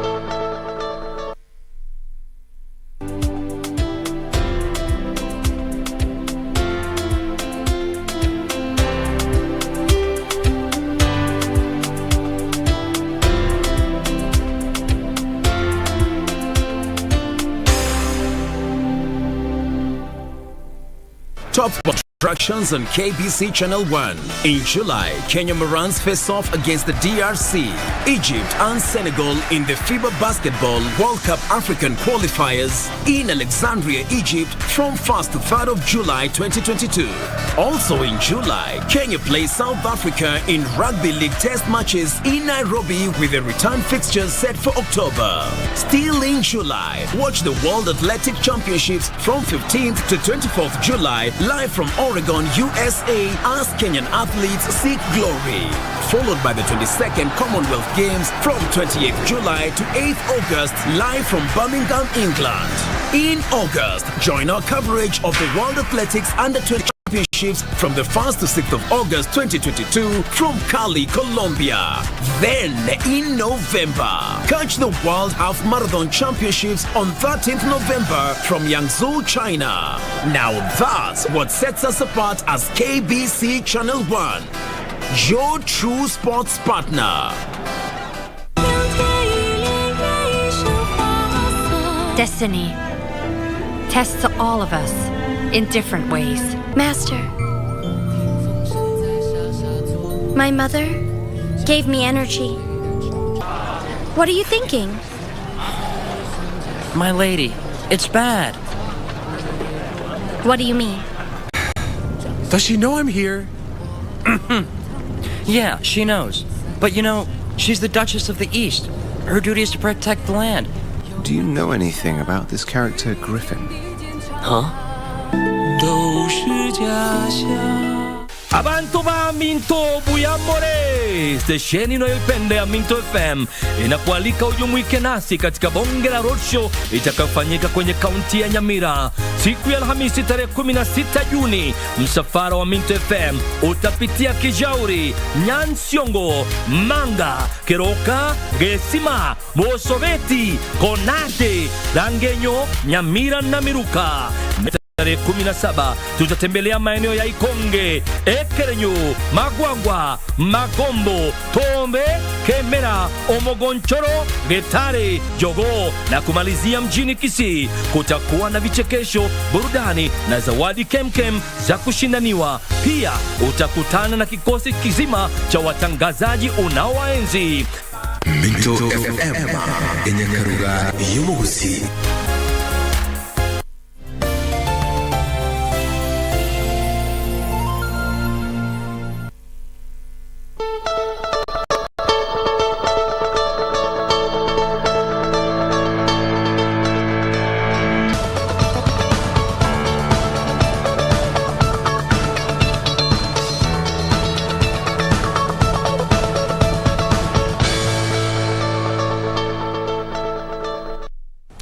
Welcome back. Now to still having that discussion with the two gentlemen here who are aspiring to be members of Parliament as well as Senate in the next coming, in the upcoming election. They're just giving us, an overview of what you should expect. But gentlemen, let me talk about the issue of corruption that is dotting this country. And Muturi, does it really pain you that the president said that each and every day Kenya loses almost 2 billion shillings? Well, it pains me much And I say that he's the man in charge who should be leading in the war against this corruption. When he says, when he goes out and lament over that issue, then you feel hopeless over that issue in general, but you also feel determined to go to that parliament so that we can try to change these issues. Where it cannot continue, because at some point this country will collapse if those things will not be addressed. Obviously, at that level of losing 2 billion a day, maybe today we are talking of 3 billion, because that was sometimes back. Meaning, in a very near future, we may not be able to do anything as a country. And this needs to be stopped. These are some of the motivations that give us the morale to go to put ourselves into the race. Yeah.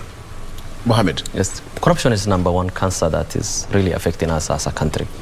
And I'm sorry to say, you know, it's very much painful when the president comes out and tell us that there is, you know, that much of money that's been looted. It's very painful as a country. And we should have zero tolerance in our government system, from executive, legislators and judiciary. My problem is with judiciary. You see, when DCI do their job and somebody, for example, is barred from, you know, contesting an election because he was found to be, you know, culpable of the issue related to corruption. But then the court, somebody just go and do an appeal, and the court, you know, says, no, this person should vie again. So the problem with us is, you know, is unlimited when it comes to, you know, fighting corruption. We need to look at, you know, the 360 degrees of how to handle this. Somebody who has ever associated with corruption should never come close to public office. And I think that's where we need to begin. And Baba Raila Odinga have already stated in his manifesto that in his government there will be, you know, zero tolerance for corruption. And me vying on OPIA ticket and the Azimio La Umoja coalition, I believe when his government comes in power, there will be, you know, some level of, you know, fight, you know, towards corruption that may see as, you know, that reality of people even avoiding it because of the punitive consequences that comes with engaging in that aspect of corruption. I asked Moses the issue of insecurity, Madari, but let me also come back to you, and because I'm also seeing that from social media, somebody asking that Mandera County lies on the north, and matters of insecurity and insurgency is quite rampant in that particular area. How will you change that, you know, the incidents of insecurity in northern part, specifically Mandera County? I think the reason why we had a lot of, you know, banditry and insurgency in Mandera County is because of our military operation also in Mandera County, I mean in Somalia, with working with AMISOM. And because some of these, you know, people feel like they have the right to come and to invade our country, and the government need to put serious investment in border patrols, and control within Mandera and the whole of stretch of northern counties. And the police officers have to be properly armed, because currently I can see our police officers who are not well armed, and they have to have sophisticated weapon that they can be able to track these people coming into our borders easily. I think there's a lot of logistical input that need to be done, because that's difficult terrain. The roads are really terrible and in bad condition, and police officers have to chase these people whenever such operations of, you know, insurgency happens. And so I think in the next government we should find a way of working with Somali government, having a better diplomatic relationship, so that we can also be able to, they can also be able to, you know, put their police officers across, you know, that border and be able to work together as a country. And also on the other side of Ethiopia, there was a lot of, you know, infiltration of bandits from that side. These countries working together, in an you know, an environment of mutual respect and mutual understanding will somehow uplift the insecurity situation in those areas. Yes. All right, gentlemen. You're all vying for different positions. Let me come back home and get specifically to you now. You get elected, you have the powers, you've been sworn in. Give me your first 90 days, not even 100, in office. Okay, in the first 90 days, the first thing we'll do is do a cleanup, have a cleanup exercise of the area. The area, is, the tunnels needs to be cleaned. They are full of garbage. The area is very dirty. Then from that issue, we have another issue of addressing insecurity, and we have enough police in the Madare area.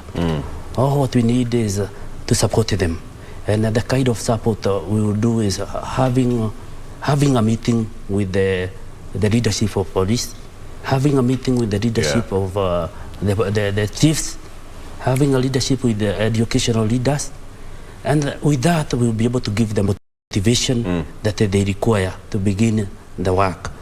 Then the third thing is we need to put right within the next, you've talked of how many days? 90 days. 90 days. Right, that is 3 months. That's enough. There is a lot of goodwill from private investors. I'm very sure immediately we get into power, I'll get these people because they are ready. They can put up street lighting in Madare. Therefore, within the 30 days, we will be in a position to say that our streets are getting right. The other thing is trying to open up those areas. There are areas that are very congested with people, with narrow streets, with the people putting some businesses on the road, where we will have them relocate from the roadsides, so that in case of emergencies, you find getting to Madare becomes a very big challenge. That one will resort. All right. And again, we've got issues of water. There is a lot of water leakages in Madare, and that can be fixed within that limit of time. And again, there is also the sewerage system. This should be done immediately because you find so many diseases affecting our people, and it's out of that kind of sewage leaking, overflowing on the roads. That can be done, and again, doesn't require a lot of resources. That one, I'll make sure it's done. Great enough. That's good enough. Yes. Mohammed, 90 days, you've been sworn in and you have the reins of power as a senator. Yes, that will be amazing. I hope that will happen. If that happens, definitely I will sit down with the rest of the senators and work on division of revenue bill that should be taken from current 15 to 35, as many of these presidential contenders are proposing. If it reaches 35% of the national revenue collected, then most of the counties will get good amount of money to be able to handle their functions. And that's what I will work on closely with the rest of the senators to see that this money division of revenue between national and county government is well beyond 35%. I will also do a framework with my governor from Mandera County and also the rest of other governors, because my job is not only to look after Mandera County. As the senator, I have to also look at the way other governors spend their money across 47 counties. So we'll have to have a framework of looking, doing a better and professional oversight for these counties, so that there will be no wastage of money that's currently being, there's a lot of wastage, throughout these 10 years. We must make sure that there is a good policy coming from the Senate and disseminated to the counties, so that these people have a better working and acts of parliament that they can be able to use to be able to use finances that they were given prudently, and be able to submit this report to the senators, so that we can be able to have a clear view of what is being spent and how each and every counties have performed. Yes, I'll come back to you shortly, but the issue of early child marriages in the slum areas is an issue. Insecurity is an issue. How will you tackle this long term? Because when talking about 30 days, that might not be enough to handle that, so that we have these young kids attend school, because it's now free, and the government is talking about 100% transition to schools. Indeed. How will you handle this so that you make sure that each and every morning every student is in school? By working with the chiefs, I'll be able to make sure immediately we get into power, we ensure that all the children that are supposed to be in school are taken back to school. Because in most cases, these children drop early. And that's why that ends up in early pregnancies and so forth. Yeah. Well, that is one thing. The second thing is there is a lot of poverty in Madare. And most of our people are in business. By making sure that we light up the area, ensuring that our business are thriving. Then the second thing is by making sure that we put our people into circles, they're able to access funding. There will be funding for the youth. Obviously, I'll make sure that our youth get access to that funds, so that once they got that financial muscle, obviously those children will be fed and they will be able to go to school without those much challenges. Once they're in the school, obviously they will be able to go all the way to completing even high school. Right. And let me say this, the big issue is poverty in Madare and all the other areas.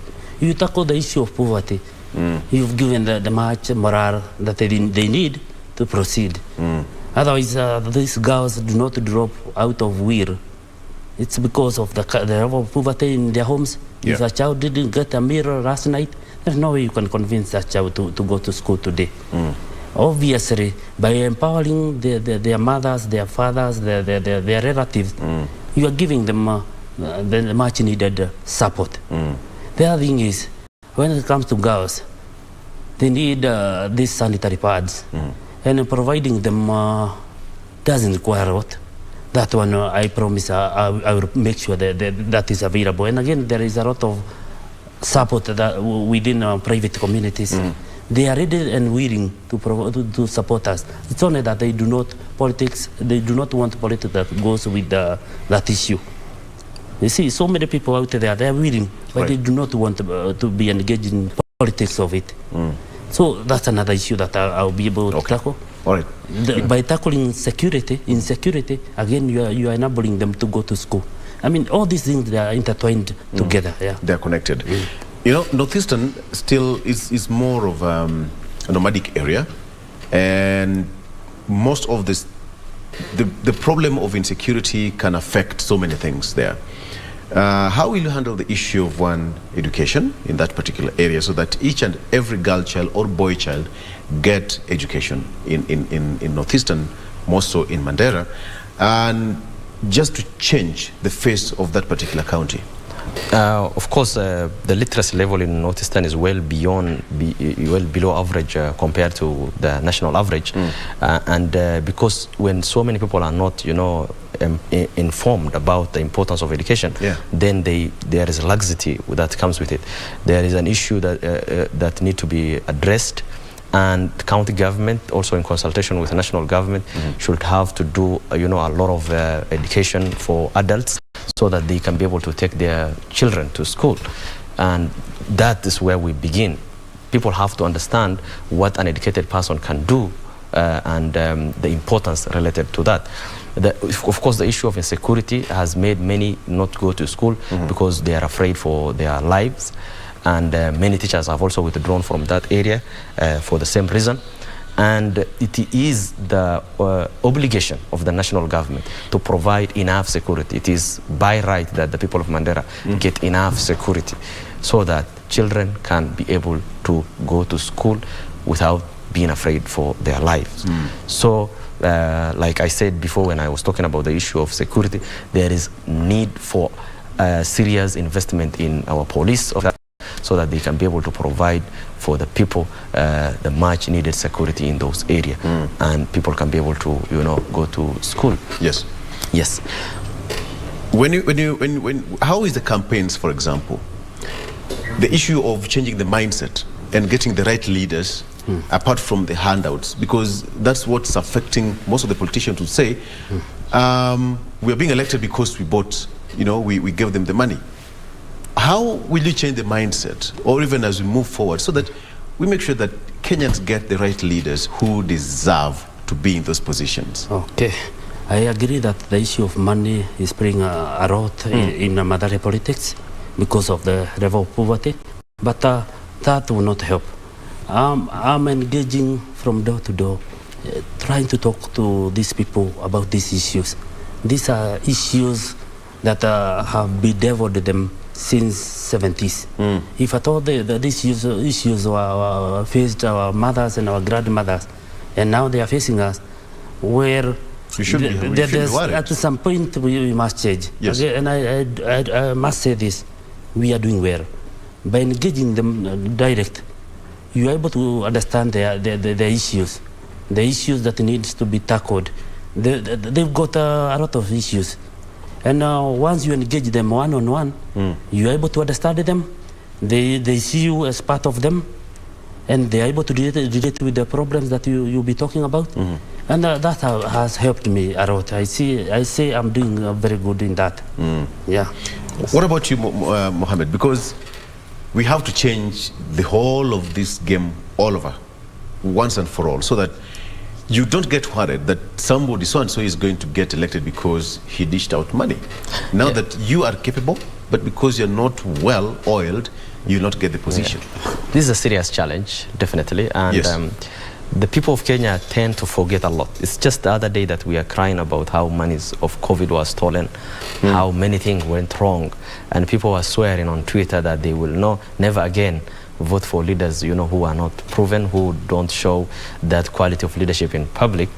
And yet again, when the time for election comes, we take bribe and vote, based on our tribal lines. Yes. This is a serious issue that has been affecting us for so long.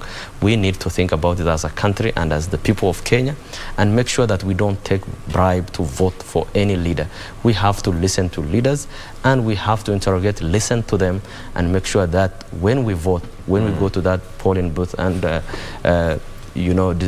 deciding to vote, we have to know that this person, I'm voting for him because he can do A, B, C, D for me. The work of government is common good. The work of a legislator is to provide common good, not for my personal gain, but he can be able to address the issue of water, but he can be able to address the issue of healthcare, the issue of education. He can be able to address the issue of food security and the cost of living.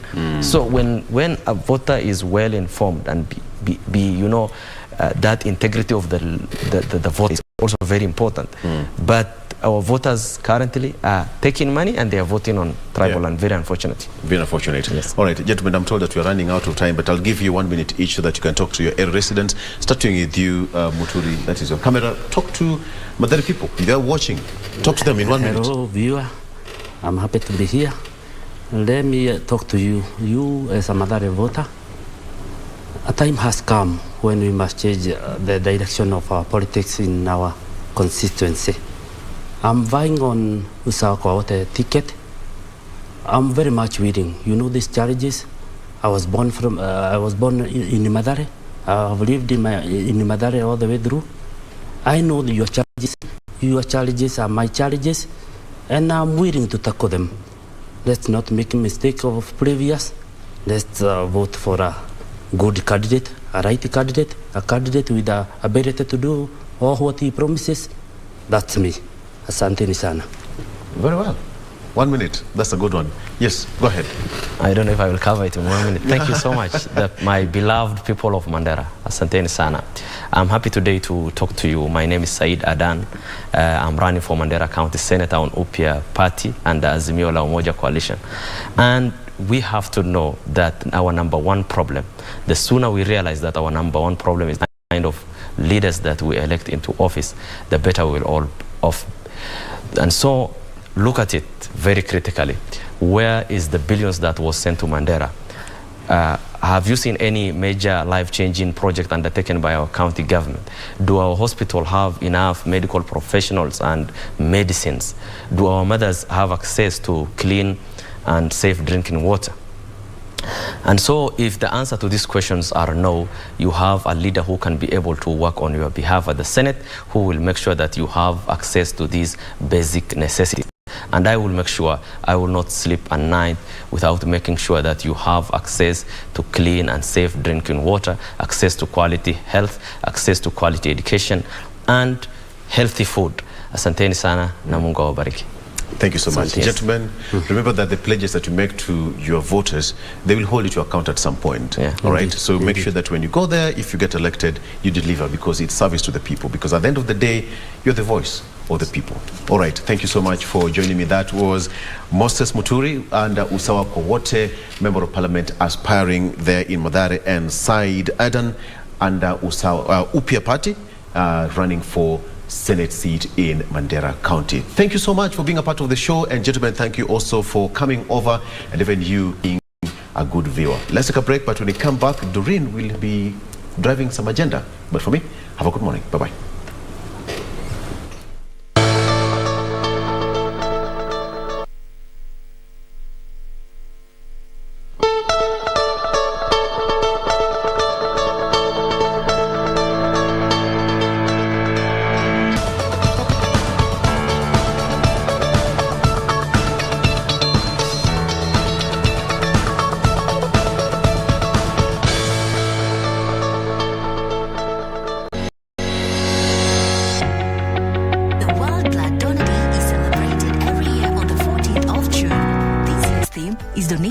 As a sign of solidarity.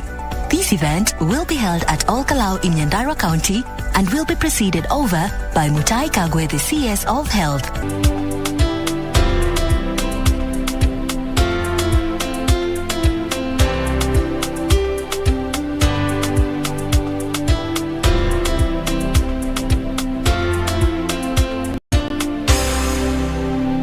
As there is someone who needs blood every 2 seconds, you are encouraged to regularly and voluntarily donate blood in order to address the current shortage. Help save lives by donating blood. Abantu ba Minto Buyamore, stesheni inayoipenda ya Minto FM inakualika ujumuike nasi katika bonge la roadshow itakayofanyika kwenye kaunti ya Nyamira siku ya Alhamisi tarehe 16 Juni. Msafara wa Minto FM utapitia Kijauri, Nyansiongo, Manga, Keroka, Gesima, Bosoveti, Konate, Langenyo, Nyamira na Miruka. Nayo tarehe 17 tutatembelea maeneo ya Ikonge, Ekerenyo, Magwangwa, Magombo, Tombe, Kemera, Omogonchoro, Getare, Jogo na kumalizia mjini Kisii. Kutakuwa na vichekesho, burudani na zawadi kemkem za kushindaniwa. Pia utakutana na kikosi kizima cha watangazaji unaowaenzi. Minto FM yenye karuga y'umuguzi.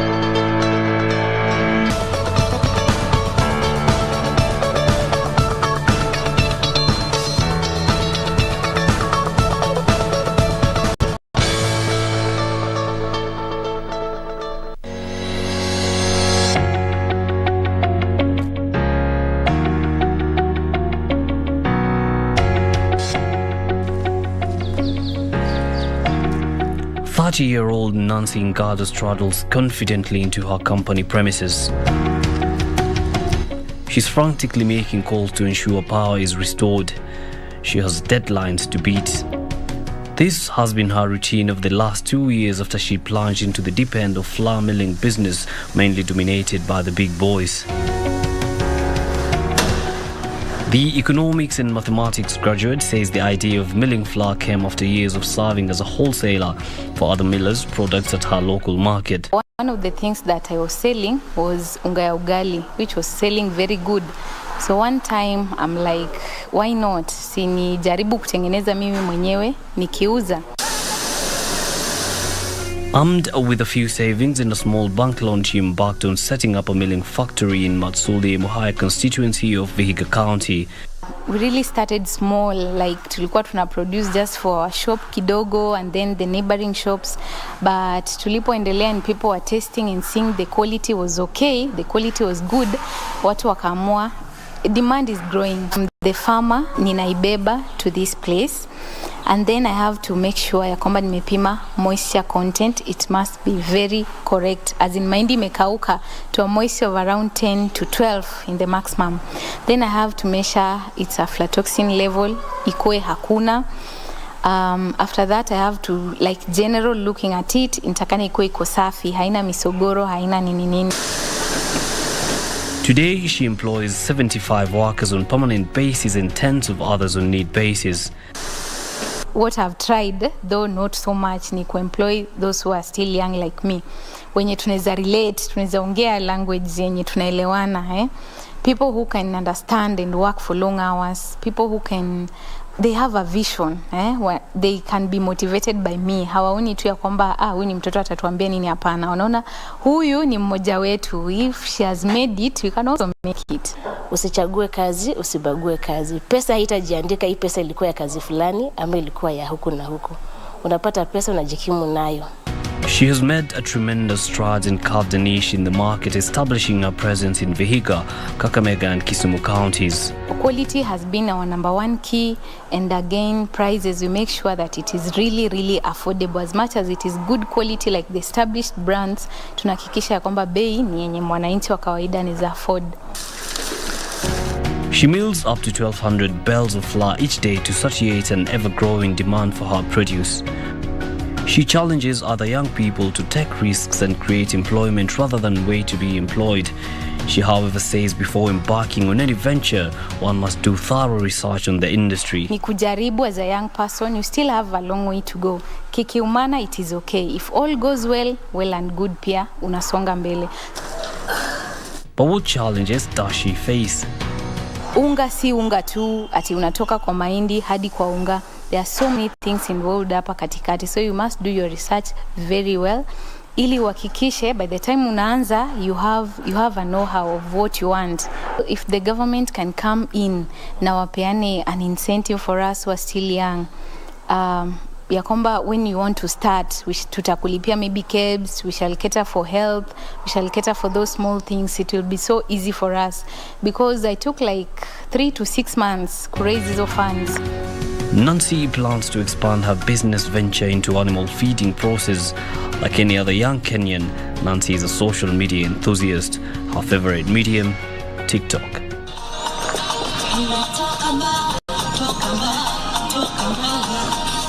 Yusufar reporting for Young and Industrious.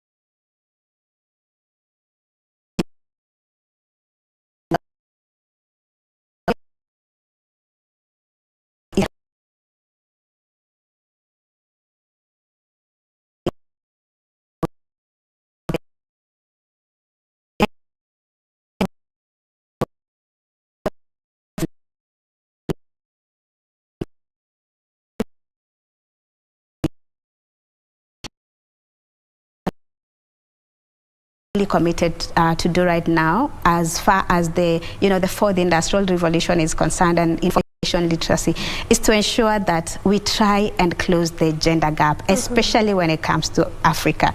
It's so important because the gap is so big. Do you know, Doreen, if you look at a platform like Wikipedia, which is the online leading encyclopedia, and it's important. Wikipedia is basically important because it advocates for free knowledge, which means any information that is on Wikipedia can be read by anybody, regardless of where they are, and it can even be used for free, without any legal constraint. So if you look at that space, only 10% of coverage in that platform is on women.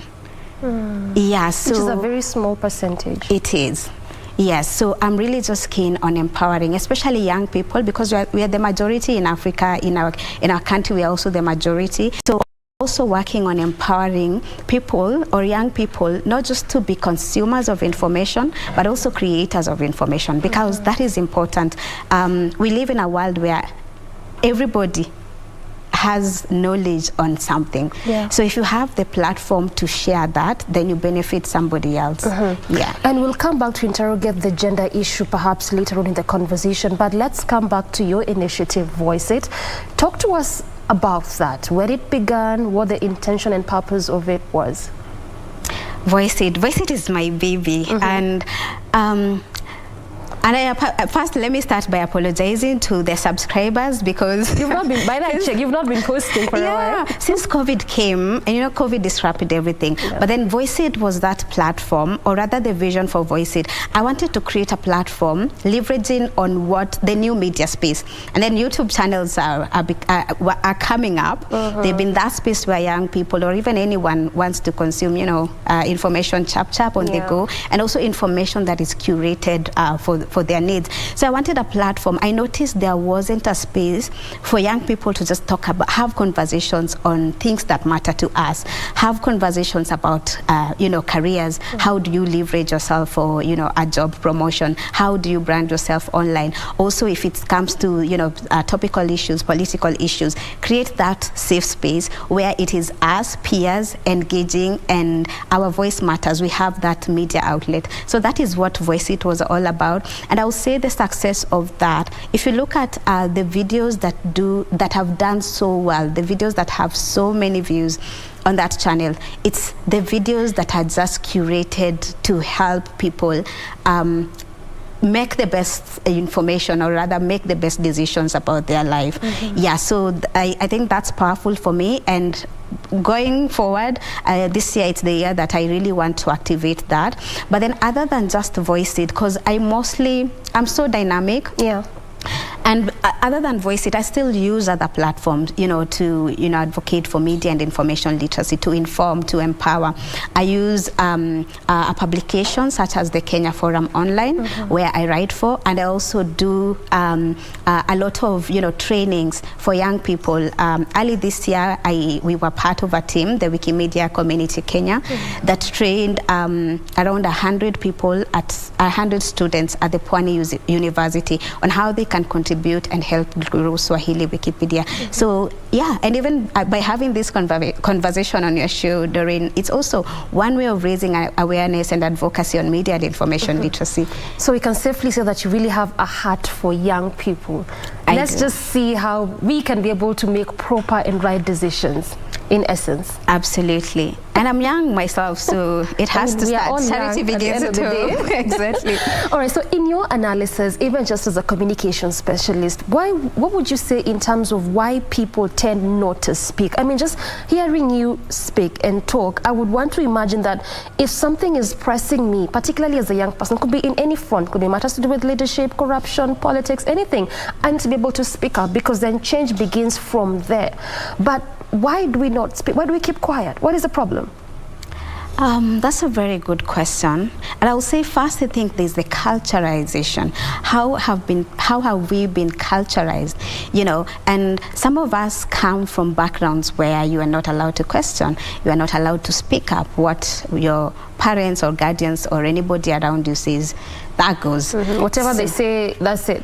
Exactly. So there's that bit where, you know, children grow with that and becomes difficult to get out of that shell as adults. And that's why even when we do a lot of our empowerment, we still speak to parents. Let your child grow up in an environment where they are allowed to speak up. At the end of the day, speaking up has nothing to do with respect. You just teach them, how do they speak to you? How did they disagree if they're not happy with something? Then that becomes, we're empowering them to be, you know, active citizens. Because you know, we are not growing children for our homes. We are growing children for the society. There's that bit. And then secondly, there's a bit about the avenues in which people are speaking about these things, which is important because we have to identify the relevant platforms where we are speaking. You could have an issue around governance, but then by just talking about it with your boys kwa mtaa or anywhere, it's not enough. Are you participating in civic engagement forums, which are always there at the county level, at the national level? Are you doing that? Are you putting your opinions, if you're somebody who can write, are you putting your opinions on a paper and sending them to an editor somewhere? Are you putting those information on social media platforms? So we also need to identify the relevant avenues where we can air our grievances and people can take action. And I'm sure, Doreen, you've even seen posts that have gone viral on social media. And this is somebody who just made use of the platform, highlighted a grievance, and other people leveraged on that, and it escalated and got the attention that it deserved. Yeah, so it's important to know the relevant platforms to use, and even how you communicate and how you engage the relevant stakeholders. Yeah. So at the end of the day, we need to learn how to speak out. Exactly, very important. But you know, someone would say, particularly as a young person, they would say, I have addressed these issues oftentimes. I have talked about this oftentimes, but I feel like nothing is being done. There's no address taking forward. So in essence, wacha tu ninyamaze. Sauti yangu haisaidii. What would you say to such kind of a young person? Because this is what you largely deal with.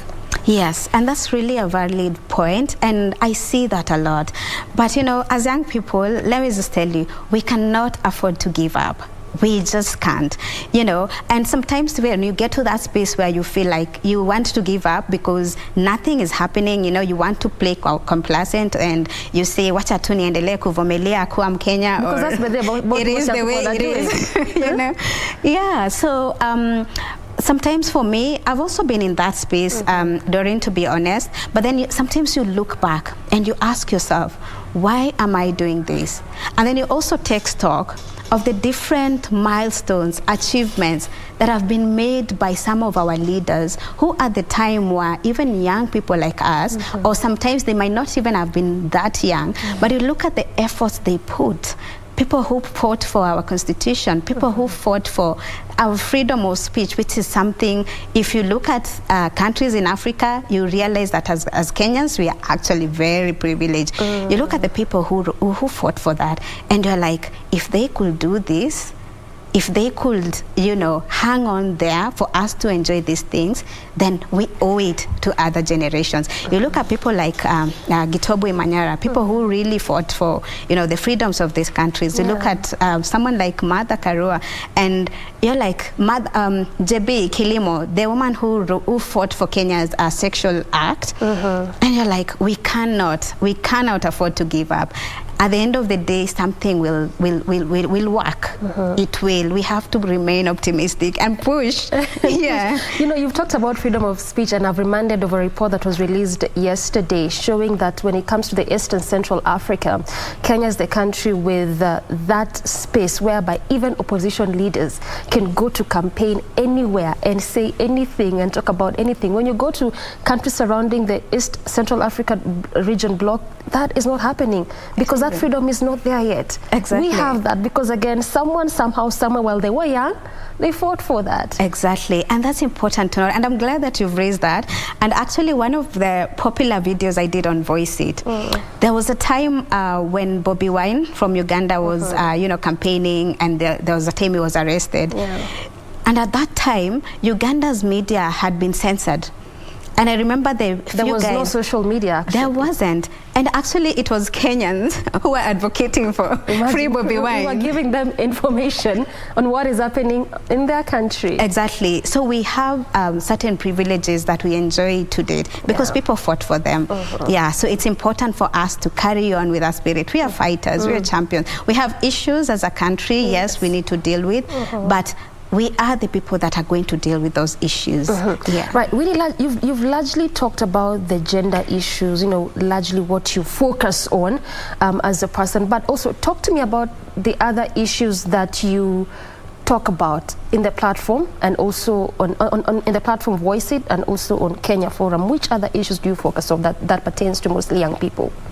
About young people, we talk about career development because the world is really changing, and it's important then for people to know how they can leverage on technology for career growth. Like when you look at the digital space, people need to know, young people need to know avenues where they can upskill. You know, we talk about, you know, platforms such as Upwork. We talk about platforms such as Ajira Digital, where you can even go and enhance your skills, take up a new course. We talk about careers that are, you know, are becoming popular in today's marketplace. We talk about how to even negotiate for a pay rise, which are not things that ordinarily we see on the day-to-day media platforms, and especially in our country that is so largely driven by politics. So we talk about those things, and then this empowers young people to know what is possible, because honestly, Doreen, what you don't know really cannot help you. And then sometimes we see people, and this is not just for those who are unemployed, but even for the employed folks. How do you, you know, even position yourself for a job promotion? How do you negotiate for a salary rise? Because those are the things that keep coming up. And you know, the good thing, I see people, you know, sending me DMs. I see people sending me emails, and they even ask, could you please talk about this issue? And even in some of those comments, which issues do they say that you need to talk about more? Like how you can negotiate for a salary, when it how comes you can to career. Ask, when it comes to career. Sometimes they just want you, they just want your opinion on a trending issue. Like, what is your position on this? You know, yeah. So by just looking at, and I also look at Google reports, and they always do this annual report of, you know, what Kenyans are searching for online. So I also use that to, you know, curate content around that. And sometimes also you will notice, like, when you go to a certain Google page, there are some things that people are searching for. And that also shows you that there's really some information gap around there, and people are thirsty for this information. So we talk about careers, we talk about how other young people started their businesses, because motivation is also important, because we live in a world where people think, if I don't have this 5 million or 1 million, I cannot start a business. And one of the videos that I actually have on my channel, Voice It, is on how I started my professional cleaning business. And this is a lady who just started as a mama fua. She was outsourcing mama fua services. And this is how she started. Now she's doing cleaning, post-construction cleaning, and her business grew out of that. People watch that because it's an inspiring story. Yeah, so just empowering people to know what's possible. And also something else that I do with the community in Kenya, with the Wikipedia community in Kenya. Yes. We're really working on shrinking the gender gap on Wikipedia, and we'll write a lot of biographies on women. Now, just hold it there. Before we get to that gender issue, let's just go back a bit on that career explanation that you're giving, and I want us to interrogate a bit just about that, because right now, as it stands, about 5.7 million youths out of the possible over 13 million are currently jobless. So when you talk about the issue of careers, employment, you also talk about startup businesses. In your perspective, and even largely what you've been talking about and dealing with, what do you feel we can do to at least bridge that? Because these are people in their prime who can be very productive, even add up to the GDP of our country, but in essence, they're not quite there. They don't have the spaces to exercise their productivity. Exactly. Unemployment is a major issue in Africa generally. Yeah. And in Kenya, you look at it and majority of young people are unemployed. And this is something I'm really hoping that, you know, the next government is really going to take into heart, because, you know, we just look at it as not a major issue. Especially if you have a job or if you have a business. Exactly. Yeah. But then if you look at the economic implications of the unemployed in the country and to our GDP, people don't ever actually look at that. Yeah. And you know, if we have more people relying on the economy more than they are contributing to it, as a country we cannot even reap the demographic dividend. Yes. And you realize it's tied to so many things, even such as healthcare, because then if people are unemployed, they are not some of them are not informed, some of them are engaging in things they shouldn't be engaging, and then that burden goes to other things. So we need to look at how we can address this issue, and part of that is, you know, giving and I know we have affirmative action like the Youth Enterprise Fund and stuff, but we really need to do more to ensure that we are powering entrepreneurship in this country, especially for young people, because I've seen it that when young people are empowered, when young people have things going on around themselves, it's more likely that they're going to involve other young people in that space. Again, the retirement age, I don't know how it's still happening in the civil service, because they say is it 50 or they increased it, but you still go to government offices and you see people and you're like, what happened? I thought we said it's 60. Exactly. So it's really important for us, you know, to create those avenues. And also, while we are looking at also creating jobs at a local level, the world is also shifting, and this is like a call to action, a challenge I would want to pose to young people. Do not limit your dreams to Kenya.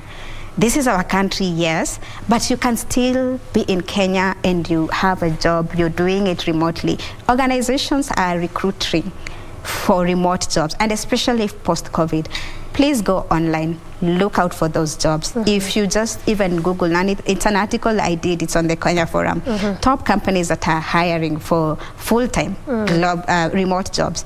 You can get a job and you can still do it right here in Kenya. And again, we also need, I feel like we need a shift in the aid to the work environment. That is again one thing that I think can really help with the unemployment issue, where we have flexible working hours. So Doreen, you can come here, do your shoe for 4 hours, and you're not required to be here just because you need to log out of these premises at 5. So we are in a space where employees just want to see you there. Even regardless of what you're doing, but they want to see you in the office. We need to shift from that. Then this means that people are actually even being productive. You have 4 hours in organization X, 4 hours doing your side hustle out there, and the next 3 hours doing something different. And again, I've actually seen, and to tie this to gender, because you know I'm passionate about this, flexible work environments are favorable to women. It's amazing what that does, because you know, women, we have the primary responsibility of caregiving. So when you're in a work environment that doesn't allow you to still be a mom at home, to still be, you know, a wife, it becomes difficult for women to thrive in the economic, in the job market, because we always have competing issues. And so once we have this flexible work environment, we're going to do away with this culture, which is very prominent, but people never talk about, of women getting fired or their contracts terminated because they got pregnant and that job allows them to be there. Imagine. Exactly. Such a sad issue. So we need to have a shift in the 8 to 5 hours. Honestly, you don't need to be there to do that job. And actually, one of the I've actually been a beneficiary of the remote working environment and flexible hours, and it's amazing. So as young people, do not limit yourself. We need to have a shift, you know, in mindset. Look for opportunities out there, the NGO world, media, freelance gig economy. Opportunities are just there. You just need to go for them, upskill, and just be assertive. That's the word. I hear you. And now I can clearly see how you're using your platform to make a difference, particularly to my generation, you know, the young people. All right, now let's come to that gender bit, much as you've touched on it bit by bit here and there. You also talked about the biography on the Chief Justice. But what has been the impact so far, when particularly as you address the issue on gender? Because right now, even as we speak as a country, even you look at the political sphere, right now they keep talking about, is it the gender agenda? You know, is it a time for women to even take up leadership positions? Is it a time for women to really get into elective position? It wasn't so then, but looks like things are sort of changing here and there. What has been the impact so far? The gender agenda. And yes, we are not afraid to say we are vocal about the gender matter. It's now. This is the time. This is the time. And I know statistics still say that we still have a long way to go, but we are getting there. In the last elections, we had 3 female governors elected for the first time. That was quite something. This year, they are hoping to get at least 13, and I really hope they even thrash that. And we have to talk about empowering women in all the relevant spheres, because for a long time, women have been marginalized, really. So we cannot just say we're just pushing for women and leaving the boy child behind. Actually, gender equality is just about that. It's not about women, really. It's not a women agenda. It's just about ensuring that we have equal opportunities for all gender. So if there's a space where we feel like one gender is a bit marginalized, then we will be vocal about that. And the figures are there, the statistics are there, and numbers do not lie. So when it comes to political empowerment of women, there is a major gender gap. And we need to look at, you know, the issues that, you know, contribute to some of these things. Inadequate female participation in the political space. There's the hostility that we all see female political aspirants going through. There are questions that are asked to a woman that a man is not asked. Are questions that they're not even questions, like issues that are made to look like a problem. I saw the other day somebody was bringing the issues about Mother Karua's marital status. Do men ever get those kind of questions? They don't. So we need to stop lowering women to certain gendered positions or certain gendered perspectives that we expect them to feel, and just look at a person for who they are. She is a female, yes. She is a leader, that she have the capacity, yes. But all these other things are just, you know, sideshows. There's that. And I also feel like it's important also to empower the young women who are also want to get into the political space, where our politics have been made to look like it's for the big moneyed people who can only do that. So we need also, and this goes to the electorate actually, this is not more about the leaders, because we have people throwing themselves for leadership positions, but then the electorate is used to the kitu kidogo before you can elect this person. And we saw it when Boniface Mwangi was campaigning, and even in his documentary, where somebody was saying, you're good, we like what you do, but hauna kakitu.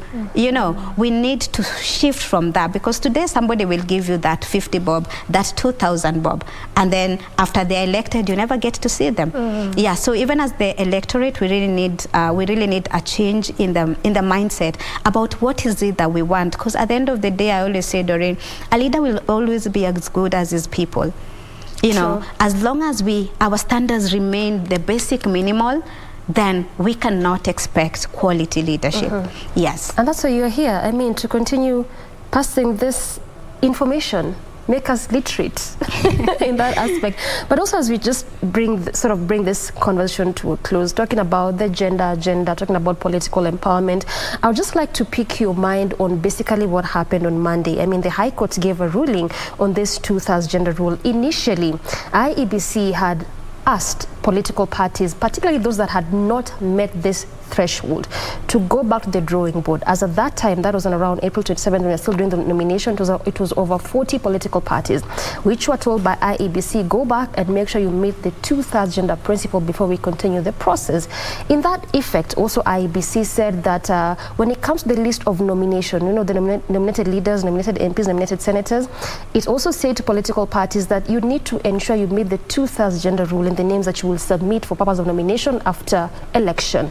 But now, High Court says that IEBC was wrong because they said there was no proper public participation in that effect. And then 2, it's just too late to ask that of political parties. Now, one may ask, we really have been trying a lot as a country to ensure we get to that space because it is within our constitution, 2/3 gender rule. In fact, there was a time during the reign of the former CJ whereby he actually advised the president to dissolve parliament because that wasn't yet met. So someone may say, is it that we are almost close, then not quite close? Is it that it's a far-fetched idea? Might we really get to this 2/3 gender threshold at the end of the day as a country? The 2/3 gender issue, man, that has remained elusive for years. And I think it's just, I can't say it is a far-fetched idea. I really think it's just a lack of political goodwill, because we have the laws, we have such progressive laws.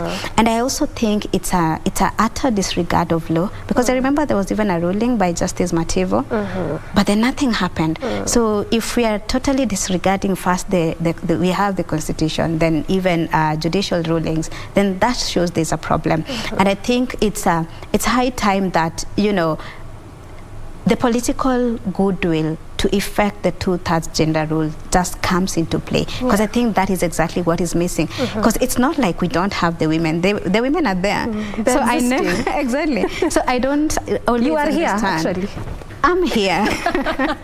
All right. Yeah, I usually just, you know, I honestly just don't get it, and that's why it becomes such a big deal when we see even one of the presidential candidates nominate a woman as the vice president. And I know it's not the first time that has happened per se, as people would argue. Yes, but then it's actually not the first time. Exactly. But then it's also happening at a time when a lot of women globally are taking up leadership positions at the political scene. So this becomes important. It also becomes important because of the generation agenda. For a long time, a lot of people, a lot of young people who were just young and they were not even 18 qualified to be voters are voters now. We have the biggest bulge right now that has just qualified to be voters. This will be their first election. This matters to them. We need to show them what's possible, because they are the future of Kenya. So we need to start instilling this mindset. This is possible. It shouldn't be even a big deal that, you know, I'm a woman and women vying for a presidency. Don't look at it as I'm a woman. Look at my qualifications. Am I good for the job? Yes. Forget about the gender. Let's move on. Yeah. I mean, a good place to end it. At the end of the day, it starts with changing the mindset. If we can do that, then it will be easy to walk through these paths. Good place to end this conversation. Absolutely. All right. I have been speaking to Winnie Kabintie, who is a journalist and a communication specialist passionate on matters to do with gender and equity advocacy. And of course, we have been just having that conversation on this last segment of Women at the Forefront. Good place to end the conversation, and ultimately, good morning, Kenya. Thank you so much for watching. I'm Doreen Arange Okello on behalf of the entire team. Asante sana. We do this again tomorrow. Have a beautiful morning.